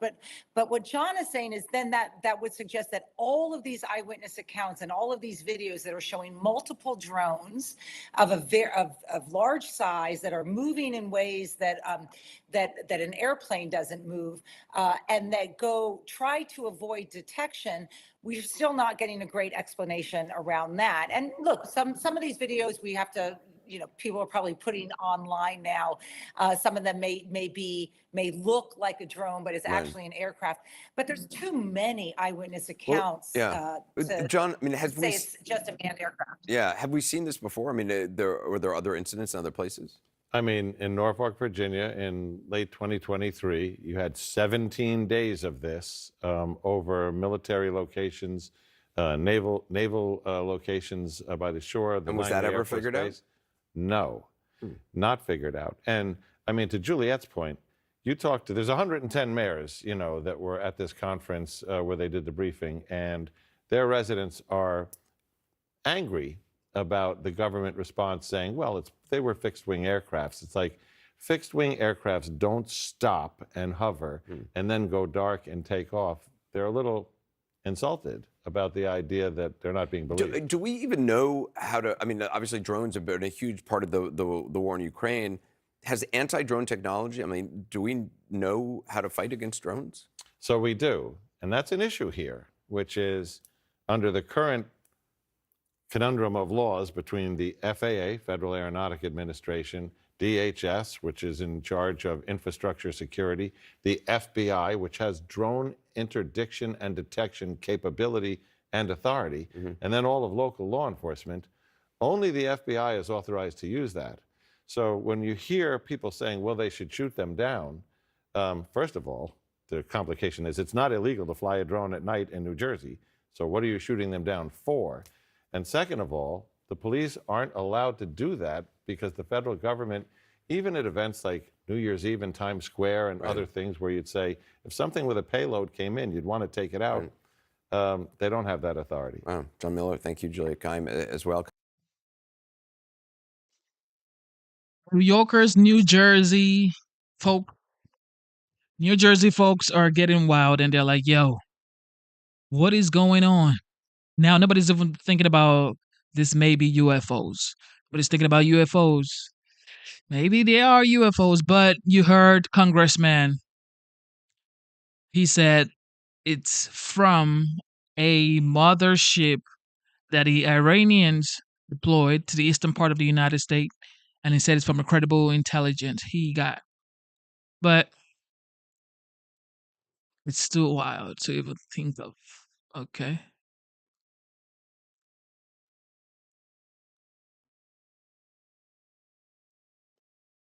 People are wild. People are getting scared. I just pray for peace, man. I just pray for peace. Wait, I need to pause this and give a shout out. And Jonathan Turley, he's a constitutional. Shout out to Vegas Woman. Shout out to Mr. Busky. Shout out to Ellie. Shout out to all the moderators. Shout out to everybody in the chat room. God bless you. What city are you watching from? Put it in the chat right now if you can. Let's get it. Law attorney at George Washington University and a Fox News contributor as well. He does everything, and he comes on America's Newsroom, and we're glad for it. There's just the pardon of Hunter, though, continues to have bad feelings that have come as a result of that. You wrote about it, but I want to play something for you from the former Biden senior advisor, Anita Dunn, and then have you respond. Watch. Had this pardon been done at the end of the term, in the context of compassion, the way many pardons will be done, I am sure, and many commutations will be done, I think would have been a different story. I do not agree with the way it was done. I don't agree with the timing, and I don't agree, frankly, with the attack on our judicial system. Okay, so she's not a fan. No, it's still a rather muted criticism. Quite frankly, it deserves something a bit stronger than that. It wasn't the timing. It was the fact that he was using a presidential power to benefit not just his own family, but himself, because he pardoned for any crime that Hunter may have committed over a decade, including crimes that some feel the president himself is implicated in. And the other thing is, let's just pull up this AP poll. Only 2 in 10 backed the Hunter pardon. But the other point was that the timing of it. So Anita Dunn says, I don't like the timing. It could have been done at the end and everybody would have understood. But the reason he did it was so that Hunter Biden would never have been convicted in the first place. That's right. What they feared was that he would be officially convicted, also that he would have a hard sentence that would have to be set aside. He didn't want any of that. These sentences come with reports that are often very embarrassing, that might refer to some of the other allegations against him. All of that was avoided by doing this. In all of that pardons that Mark Meredith was just reporting on, why would Bill Clinton ask for one for Hillary? Right. Well, there's a strange thing going on, Dana. The new rage item this season is a pardon. I mean, everyone seems to want to be put on the naughty list. I mean, you are nobody in D.C. unless you're on that list. And it's a curious thing. As you know, usually around this time, people are fighting to get on the inaugural ball list. But we have people, including Bill Clinton, saying, well, how about Hillary? And you're talking about some pundits are saying you should give thousands of pardons, whole categories of people. And part of it is to try to fulfill the narrative. The nightmare for Democrats is that democracy is not going to collapse, that people are not going to be taken in mass to camps, as was stated on various programs. That's a real problem if democracy actually survives. The best way to blunt that and to preserve the narrative is say, oh, well, you know, there are these white knight pardons that Biden saved America by pardoning whole categories of people, so he couldn't do that. And that's the only backup position position that they have.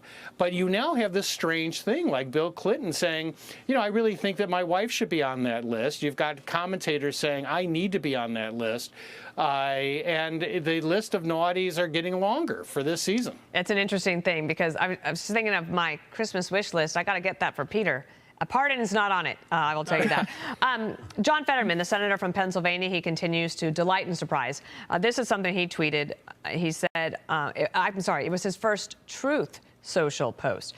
The Trump hush money and Hunter Biden cases were both BS, and pardons are appropriate. Weaponizing the judiciary for blatant partisan gain diminishes the collective faith in our institutions and sows further division. Do you think those two are comparable, the Hunter Biden case and the Trump hush money case? No, they're not comparable. I mean, most Americans agree the New York case is blatant lawfare. Hunter Biden was demonstrably guilty. I mean, he was convicted by a jury in Delaware, the home state of the Biden family. So this was not some hostile jurisdiction like the one that Trump faced in Manhattan.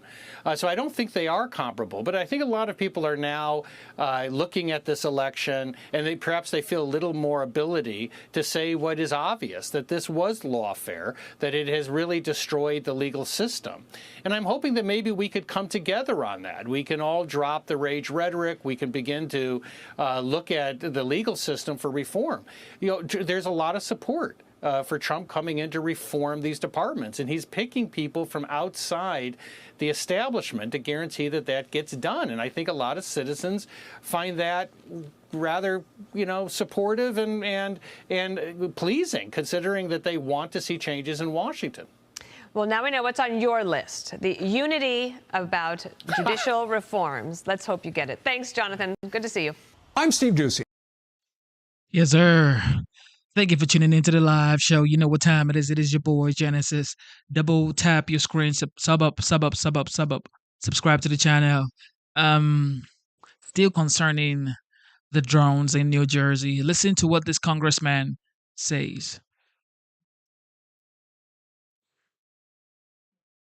So, Congressman Jeff Van Drew, Republican of New Jersey, you were in a briefing yesterday. You had said that you believe, or you heard, that it could be from Iran. The Pentagon says that's not the case.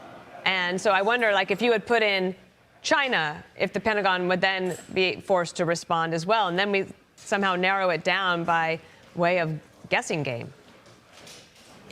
They've been incredibly stupid and incredibly weak with this. Here's the point. We know they're not backyard drones that some hobbyist is using because they're much more sophisticated than that. We know that they're not a commercial company within the United States because we don't even have this level of sophistication yet. We are a full decade behind where China is with drones. The government claims it's not them. They say it's not them. So who is it? Well, I had credible individuals who have high security ratings, and they came to me. And again, these are dependable, credible individuals that have security clearance that felt that they wanted to clear the air. They were in essence whistleblowers and said, look, they believe there's a real possibility it could be Iran, that there could be a ship out, not right on the coast of New Jersey, not right there, but these drones, as cited by the Coast Guard, are coming in and out of the ocean. They're going to the ocean. They're not pontoons. They're not landing on the water. They're landing on something. We're not being told the truth. They are dealing with the American public like we're stupid.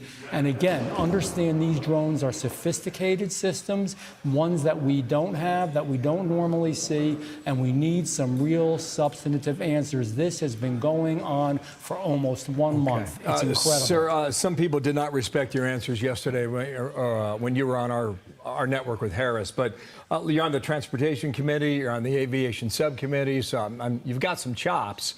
But, I mean, you pulled a pin and rolled it down the hall. And Jen Griffin took that question that you laid out yesterday to the Pentagon. Watch here. Representative Jeff Van Drew, who is a Republican from New Jersey, was just on the air saying that Iran launched a mothership probably about a month ago that contains these drones. There is not any truth to that. There is no Iranian ship off the coast of the United States, and there's no so-called mothership launching drones towards the United States. So what were you talking about then, Congressman?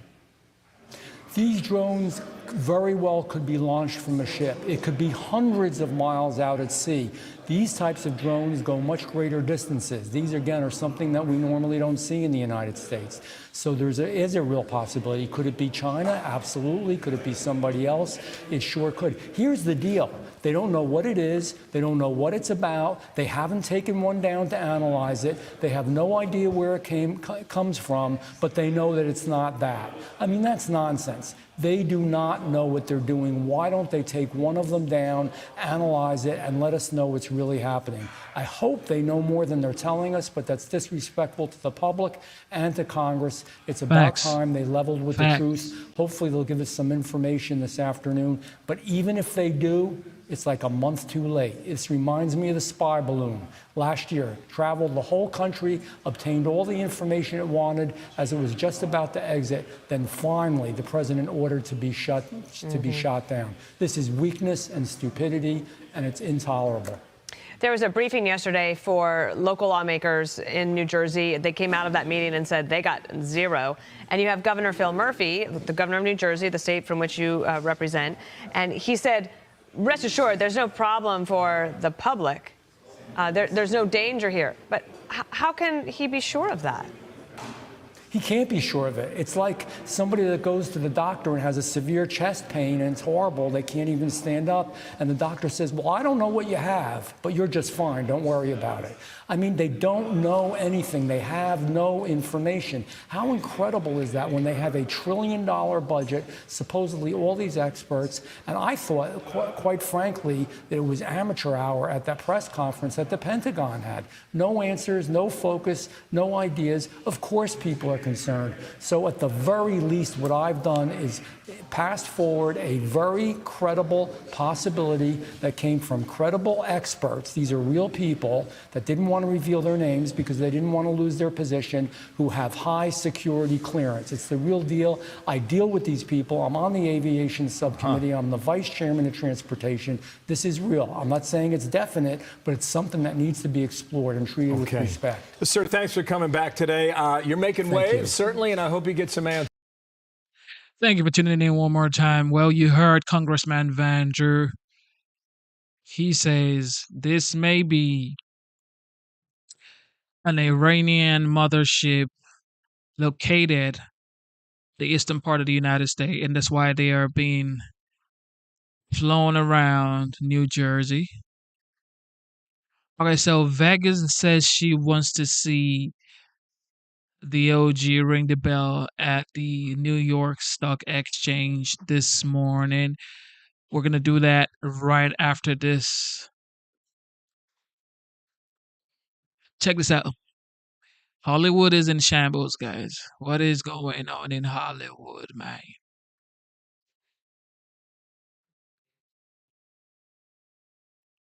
Welcome into Live Now from Fox. I'm your host, Christina Evans. We do want to continue on with some of our other top stories of the day. I want to put up this tweet here from the New York Post. 3 men accused Diddy of drugging and raping them at New York City hotels. So what we do know is that 3 men are all suing anonymously. They say that the music mogul drugged and raped them between 2019 and 2022. One claims that the attack happened during a 2020 party at Combs's house in East Hampton. Combs's attorney accused the men of lying and deny that Combs sexually assaulted anyone. The 55-year-old, though, is currently facing federal racketeering and sex trafficking charges. He's being held in custody in Brooklyn. He has since pleaded not guilty. For more on this story and just to dive in to these new sexual assault lawsuits, I want to bring in legal affairs journalist Megan Cuniff. Megan, thanks so much for being with us here on Live Now. We've been discussing these Diddy claims at length over the last few months. What are your thoughts of these new lawsuits? I think it's another continuation of what we've been seeing over the last few months, and that people are really coming out of the woodworks. And of course, his attorneys are saying that these are more false claims, but we're seeing patterns develop over these allegations. I mean, these are 3 men, 3 separate incidents, but there's similarities between that and other lawsuits that we've seen. And these are also different attorneys than we've seen in the past. This is not Tony Busby, who's gotten so much attention for filing so many lawsuits against Diddy. These are other lawyers representing these men. And I'm glad you mentioned that, again, these are very nuanced things where we're seeing the same thing over and over. In fact, in 3 of these claims, they all say that they were at a party with Puffy and his crew, and then they claim they went to hotels, and one of them actually claimed that they was raped there at his residence in the Hamptons. When you're seeing, again, the similarities between these cases, does that make it a lot more difficult for Puffy's legal team at this point to devise a way to say that none of this is true? Perhaps, but I think the emphasis right now really is on the criminal case, because it is going to be so easy for them to get these cases stayed pending the outcome of his criminal case. That what's noticeable that they have not actually, Diddy does not have representation in the recent lawsuits that have been filed, because his attorneys are obviously focused on the criminal case. So I'm not sure how much focus from his team we're really going to see on these civil cases until we get some kind of resolution to his criminal cases. Certainly something, of course, we know that with the criminal case, it's a lot more serious. I also want to put up this tweet that you put out a bit earlier today. This is also an update that we have in his case. We do know that he will have access to a laptop. Can you break down what the significance is of Diddy now being able to go over some of that discovery in his case? Yes, and we've seen these requests before in federal cases involving the Metropolitan Detention Center. Judges have had to order their various defendants be given access to laptops. And there was a dispute between his attorneys and NBC about where exactly he could access a laptop and for how long. So this is the judge saying that from 8 a.m. to 3:30 p.m., 7 days a week, he's to have access to this to go over case discovery and nothing else. He's not supposed to do note taking, that kind of thing, but the computer will be equipped for him to review discovery in his own case. And Megan, I want to ask you, of course, we know that a big part of this case is that Diddy was actually accused of witness tampering from behind bars. Is that maybe why it took the lawyers a bit longer to be able to get him access to a laptop so he can go over the discovery in this case? We haven't seen indications of that, because it would be standard for him to have some kind of access to that. It seems like it was just problems within the MDC and communication about what was allowed and what wasn't. And I do want to continue on. Of course, you just mentioned his name a bit earlier, Tony Buzbee. He is one of the lawyers that's filing, again, massive civil case against Diddy at this point for sexual assault in different cases. And now Jay-Z's been brought into these lawsuits as well. What are your thoughts on that? Because he was recently revealed to be the second celebrity who was in the room there as in the sexual assault of a teenager. Again, this is one of those lawsuits from Tony Buzbee.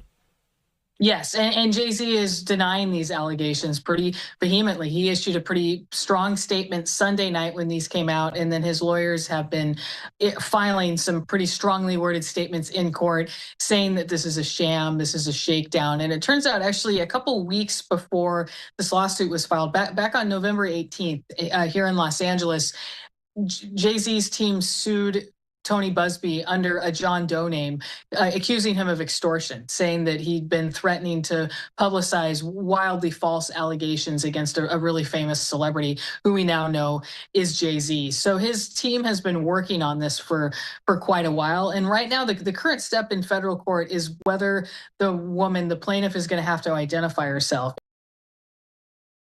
This right here is just doesn't sit right with me, guys. Doesn't sit right with me. What do you guys think? Do you think Hove was involved? Because she just refiled her claim and then involved Hove. So it's like, of course, they will say guilty by association, and birds of the same feathers flock together. Is that what you think this is with Hove? A lot of people are coming out with their stories about Jay and Diddy and even Beyonce. So it's like, what is going on here? But benefit of the doubt, not guilty until you're proven guilty.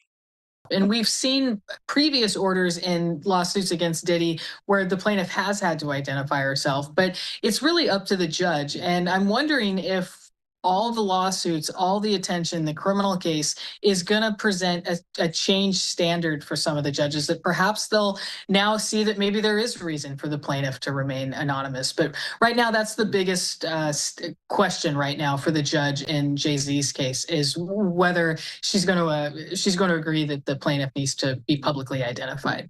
Do you think that we're going to see other celebrity names dropped here over the next few months leading up to this trial connected to Diddy? Of course, he's known for having these lavish parties, but that so many folks in Hollywood attended.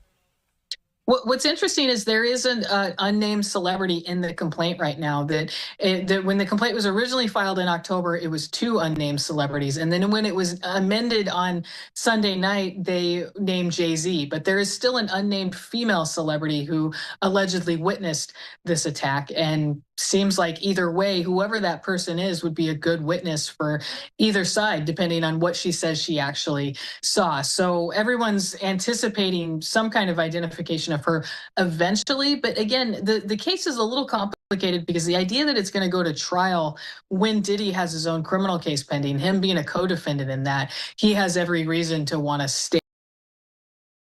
Now, you know when everything goes to SHIT, if a lawsuit is being brought against Beyonce, and that's it. That's the end of the whole story because, hey, man, what is going on here? The case. Jay-Z, of course, doesn't because he doesn't have a criminal case pending, but there could be some interesting issues arising from that. Certainly going to be interesting and something to watch. Megan, do you think what's next for Diddy at this point? We do know, like you said, he's going to be going to trial at the top of next year. What is him and his legal team now focusing on these next few months?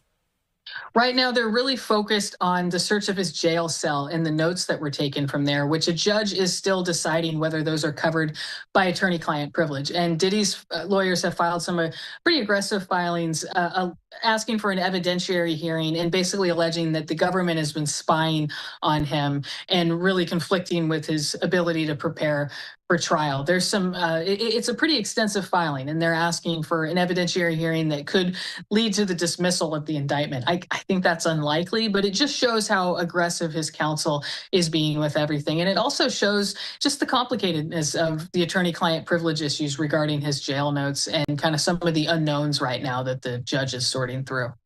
Certainly something we're going to continue to. My thing is, why do you have so much success, so much financial success, so much notoriety, and still decide to do some BS like this? I don't know. Okay, I don't know. But if you've gotten to a level in life where you're financially stable, great, thriving up, your life is Gucci. Life's Gucci, basically. It's like, why do I need to do all of this stuff I don't have to do? I don't know, man. Just don't know. Okay, shout out to Vegas. Vegas, here goes what you asked for. Let's get it.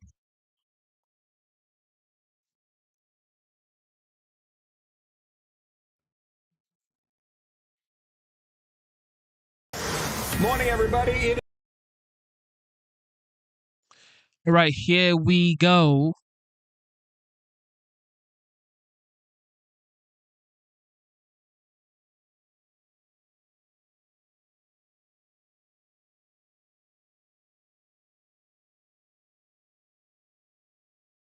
Let's listen in. Well, thank you very much. This is an honor, a tremendous honor. I brought some of our compatriots along with us. They're going to do a beautiful job for you for the next 4 years. And it's really been something very special. And I have to say, Time Magazine getting this honor for the second time. I think I like it better this time, actually. But we did a good job. We had a great first term, despite a lot of turmoil caused unnecessarily. But the media's tamed down a little bit. They're liking us much better now, I think. If they don't, we'll have to just take them on again, and we don't want to do that. But I do want to thank Time Magazine. I've been on the cover many times. I don't know who has the record, but I can only probably talk well about 25% of the covers. 25% are great. The others I just sort of hide.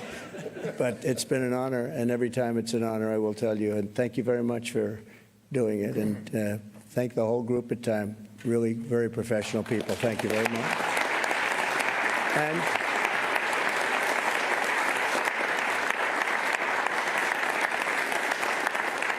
And to Jeff and all of the people from the New York Stock Exchange. He knows how much I like it because many years ago I bought a building across the street. I wasn't going to buy it. Then I said, you know, it's right next to the New York Stock Exchange. I'm going to buy it. We've had great success. 40 Wall Street, we've had tremendous success with it. But you've really had success with the New York Stock Exchange. It's an incredible group of people. And Jeff, you have done an incredible job, you and your group. And what a beautiful speech you made. Thank you very much. That was some introduction of all of us. But we've gone up since the election. I was just told by Scott, everybody said, you have to pick Scott Bessent. He has to be the one chosen for Treasury. Where is Scott? Let's see. He's around here someplace. He's around here. He told me we picked up $3 trillion since the election day. And I said, well, that's good, but what about before the election day? He said, we picked up some money there because they thought you were going to win. I said, I like this guy. He's going to be my Treasury Secretary.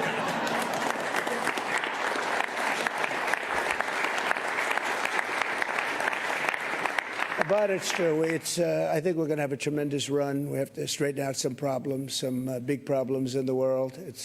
When we left, we didn't have any of these problems. We didn't have Russia with Ukraine. We didn't have Israel October 7th.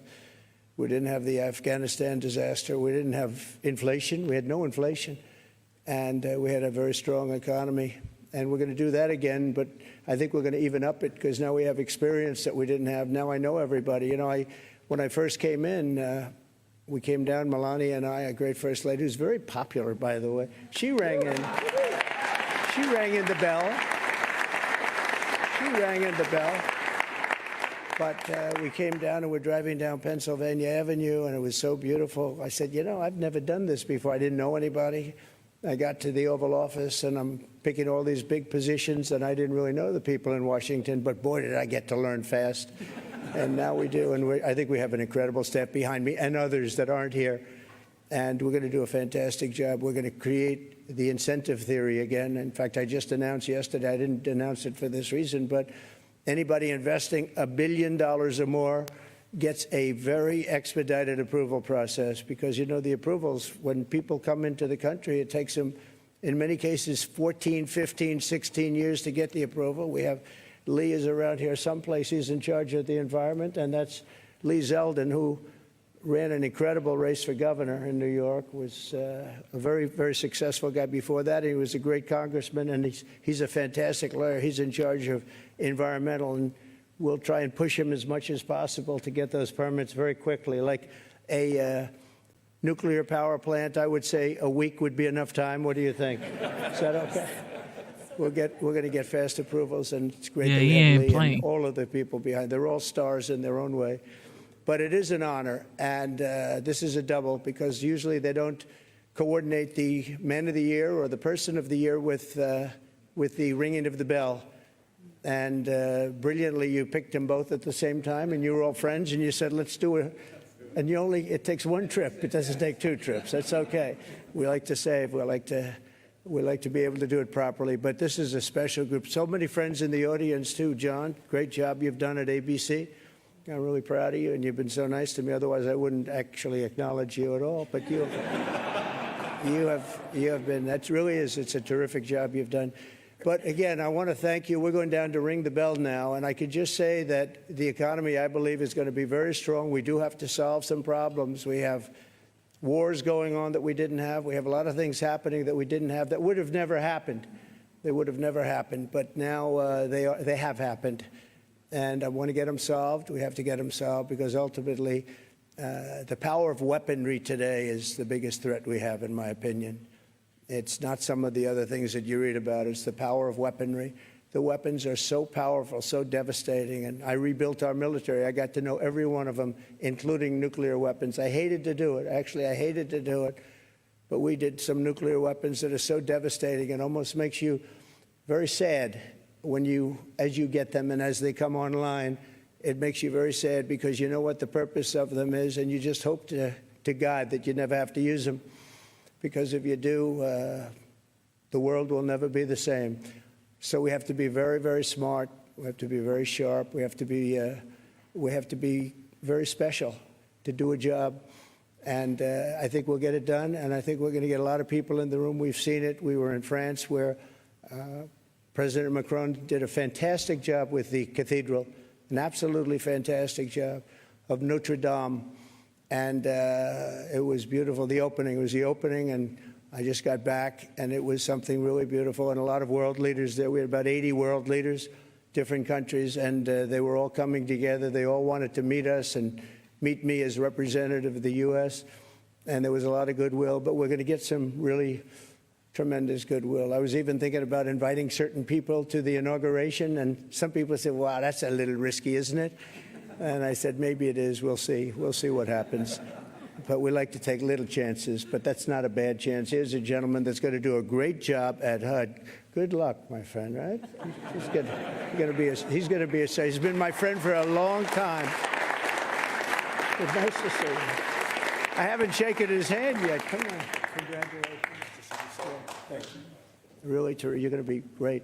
And Ben Carson is your biggest fan in the world. You know that. Ben has been with us for a long time and has done a fantastic job. Thank you. Good. So, ladies and gentlemen, go on. We're going to put it straight. We're going to give tremendous incentive like no other country has. We're cutting your taxes. We're going to cut them very substantially. We got them down to 21% from probably 42 or 44%, depending on where you are. And we got them down to 21. Everyone said that was a miracle. Now we're getting them down to 15, but only if you make your product here. Otherwise, you pay 21, which is not bad. It's in the middle of the pack, but 15 brings you down to among the lowest. And for those that are running the big companies, those great, big, beautiful companies, nobody's going to be leaving us. You're going to be coming back. You're going to be bringing it back to the United States. We are incentivizing everybody to come back to the United States. We want you back here. Thanks. Car manufacturers, everybody. And we have one product that nobody has really to the extent that we do. It's called oil and gas. There is no country in the world that has more. We're number one. I brought it to number one during my first term in terms of production. We're going to be number one plus. We'll do numbers that... Number one plus, guys. This guy, one thing I know is he makes you so comfortable that you just are in awe of the fact that this is your commander-in-chief. When a man like this speaks, and he happens to be the commander-in-chief, you can tell this man is competent, okay? He knows what he's doing. He's smart, okay? He's smart. And the people have spoken. 76 million plus population voted for him. He won all swing states. That's something. And now, guess what? He invited Xi Jinping to his inauguration. That has never, ever, ever happened, ever. The United States president inviting Chinese president to his inauguration. And in my opinion, that's just a master plan. That is the masterful plan. It's called the art of the deal.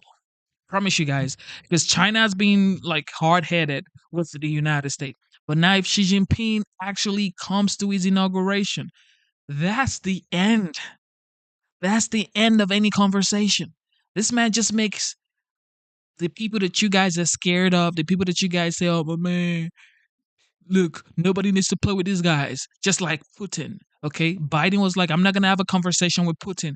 This man wants to have a conversation with Xi Jinping. He wants to have a conversation with Putin. He wants to have a conversation with Kim Jong-un. Like the leaders that the world are scared of.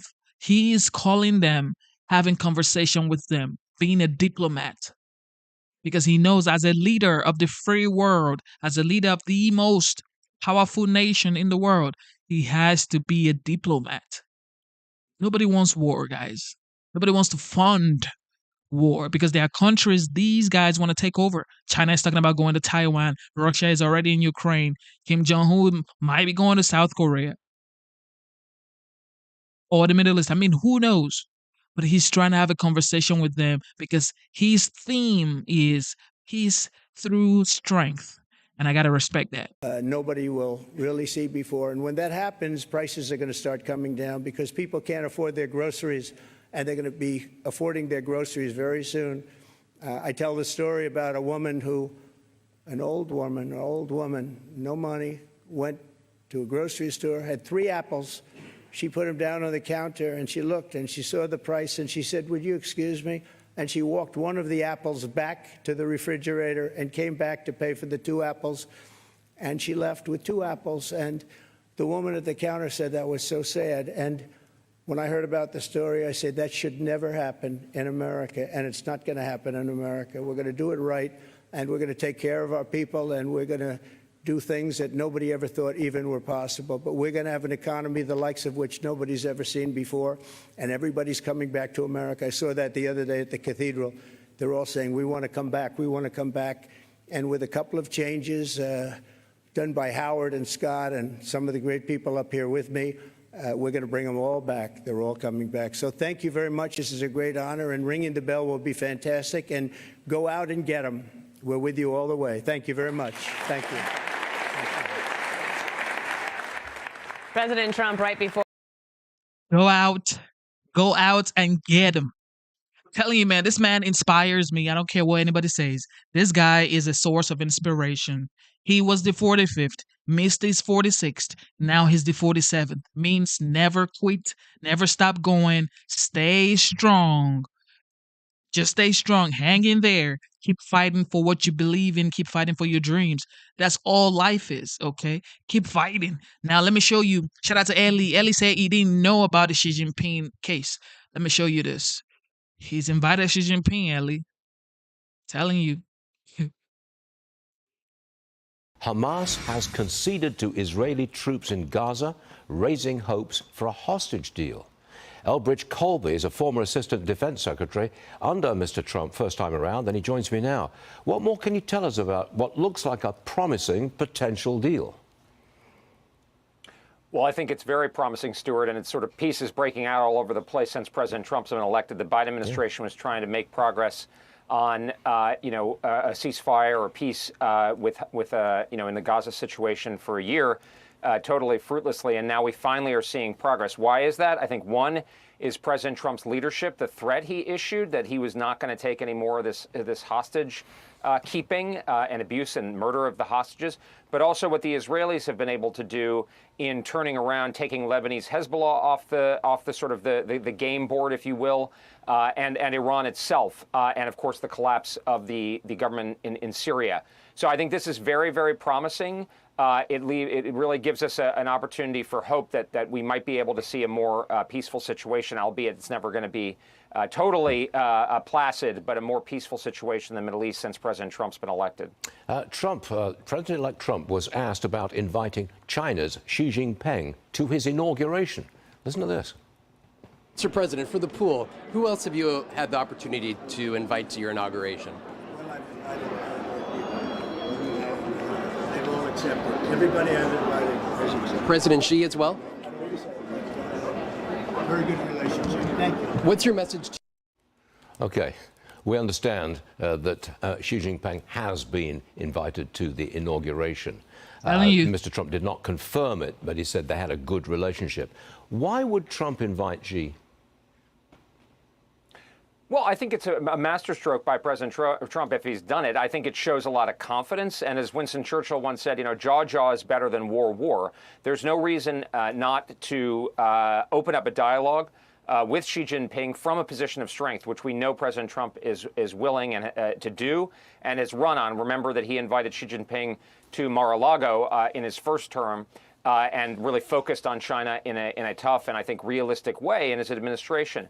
But I think the bringing Xi Jinping, putting it over to him and opening up an ability to have a discussion in a period in which, as President Trump rightly says, we may be on the verge of World War III. I think that's common sense, right? I mean, the worst possible policy is kind of what we've been doing right now, where you have President Biden, taking pot shots at President Xi, in fundraisers, and meantime weakening our military position in the Pacific because he's supporting so much in Ukraine and against the Houthis and so forth. I think President Trump offers the opposite approach, which led to peace in his first term, and hopefully in his second term, albeit the situation's far more dangerous now that Joe Biden's left than what existed in 2021 that President Trump handed over to President Biden. I'm going to change the subject to those drones. I do apologize for this, Elbridge, because it might not be worthy of your attention, but it's what everybody's talking about. The Pentagon has denied reports that Iran might be launching these drones over New Jersey from a mothership off the East Coast. Just listen to what Congressman Mike Lawler said about it earlier this morning. Certainly there are concerns, and I think obviously we should take any threat seriously. Obviously with the advancements in technology, drone technology, this has become more prevalent. It does not always mean there's a nefarious purpose behind it, but obviously we should get to the bottom of it and find out exactly what happened. Okay, Elbridge, let's get into this. Somebody somewhere knows what those drones are doing, and that person is not saying anything. Do you think the government is covering something up?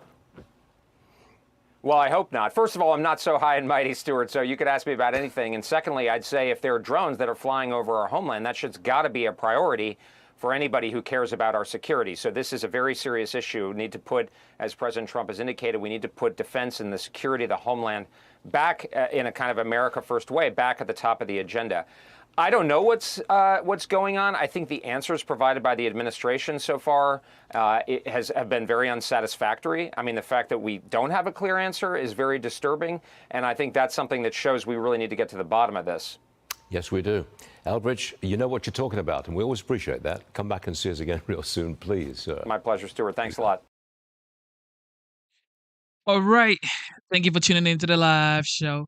You guys are the best. Thank you, thank you, thank you, thank you. Double tap your screen, subscribe to the channel.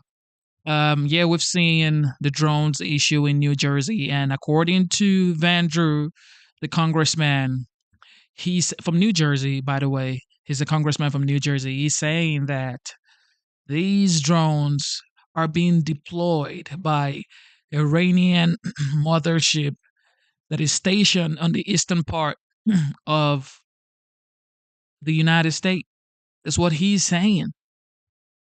And that's just wild. If truly there is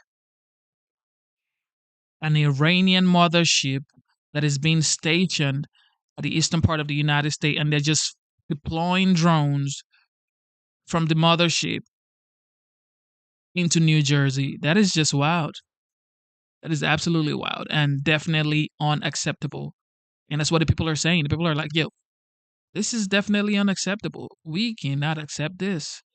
We're going to shoot this down. But, of course, it's like, well, you have nothing to worry about. You have absolutely nothing to worry about. Yes, we do. But it is what it is. Ladies and gentlemen, thank you for tuning into the live stream. Thank you for tuning into the live show. God bless you. You guys are the best. All right. What else? I want to end this show with the high notes. What should we do, AOC?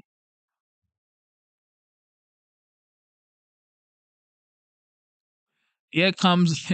This may be your next presidential nominee by the Democratic Party. Here we go. Check this out.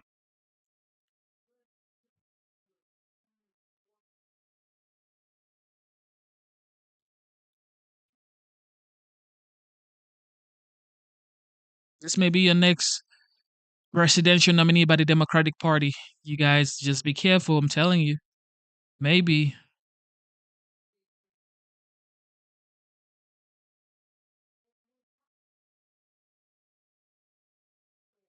From a diagnosis. And I think that this collective American experience, which is so twisted to have in the wealthiest nation in the world, all of that pain that people have experienced is being concentrated on this event. And it's really important that we take a step back. This is not to comment, and this is not to say that an act of violence is justified. But I think for anyone who is confused or shocked or appalled, they need to understand that people interpret and feel and experience denied claims as an act of violence against them. People go homeless over the financial devastation of a diagnosis that doesn't get addressed, or, you know, the amount that they're going to have to cover with a surprise bill and things like that. And when we kind of talk about how systems are violent in this country. Okay, so yeah, AOC. Bye. All right, this is a very disturbing news that I gotta show you guys. This is concerning the CEO, and these sign was actually cited at Seattle Highway. This is at Seattle Highway, calling on residents to literally execute CEOs. What is this? Check it out. Dexter Avenue in the northbound lanes of This the is highway wild, there. guys. Reads one less CEO, many more to go. We don't know who's responsible This is for this stupid, man. message, which agency operates the sign, whether it's WashDOT, SDOT, or a private company, and how this could have happened. So we're certainly going to let you know what we find out when we get some answers. It appears that message was up for at least an hour overnight. Seattle overnight. So look at the message here that our photographer found near Dexter Avenue in the northbound lanes of the highway there. It reads, one less CEO, many more to go. We don't know who's responsible for this message, which agency operates the sign, whether it's WashDOT, SDOT, or a private company, and how this could have happened. So we're certainly going to let you know what we find out when we get some answers. It appears that message was up for at least an hour overnight. Seattle overnight. So look at the message here that our photographer found near Dexter Avenue in the northbound lanes of the highway there. It reads one less. That is wild, everybody. What the freak is going on? 2024, guys. This is just on another level.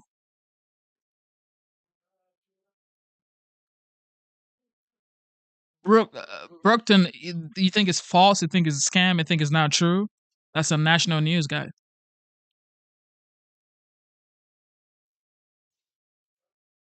All right, check this out. It appears that Biden may be selling the gates, the wall, according to Daily Wire. Check this out, man. They're saying he may be selling the wall, according to Daily Wire.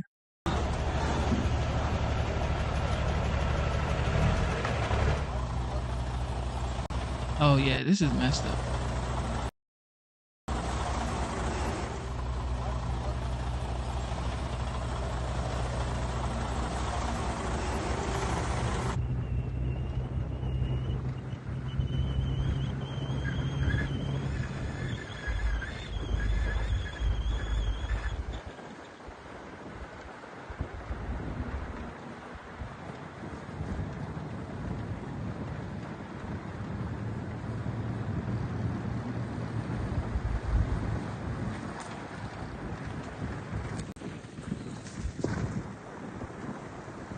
So wait, is it like, are they gonna sell all of this or what? This is supposed to be for the border. Period, man.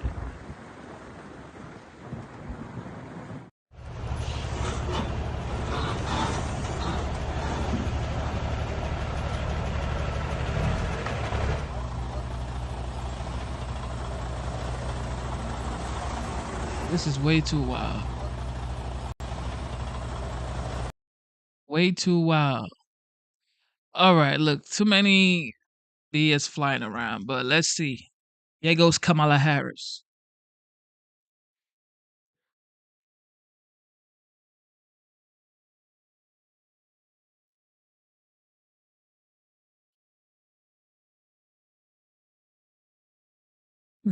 Says Kamala Harris is 100% not sober. This is too wild, bro.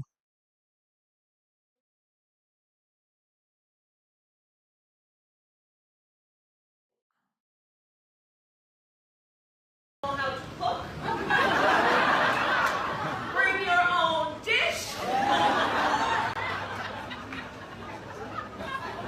know what I'm saying? I'm all about no regrets. And I give you permission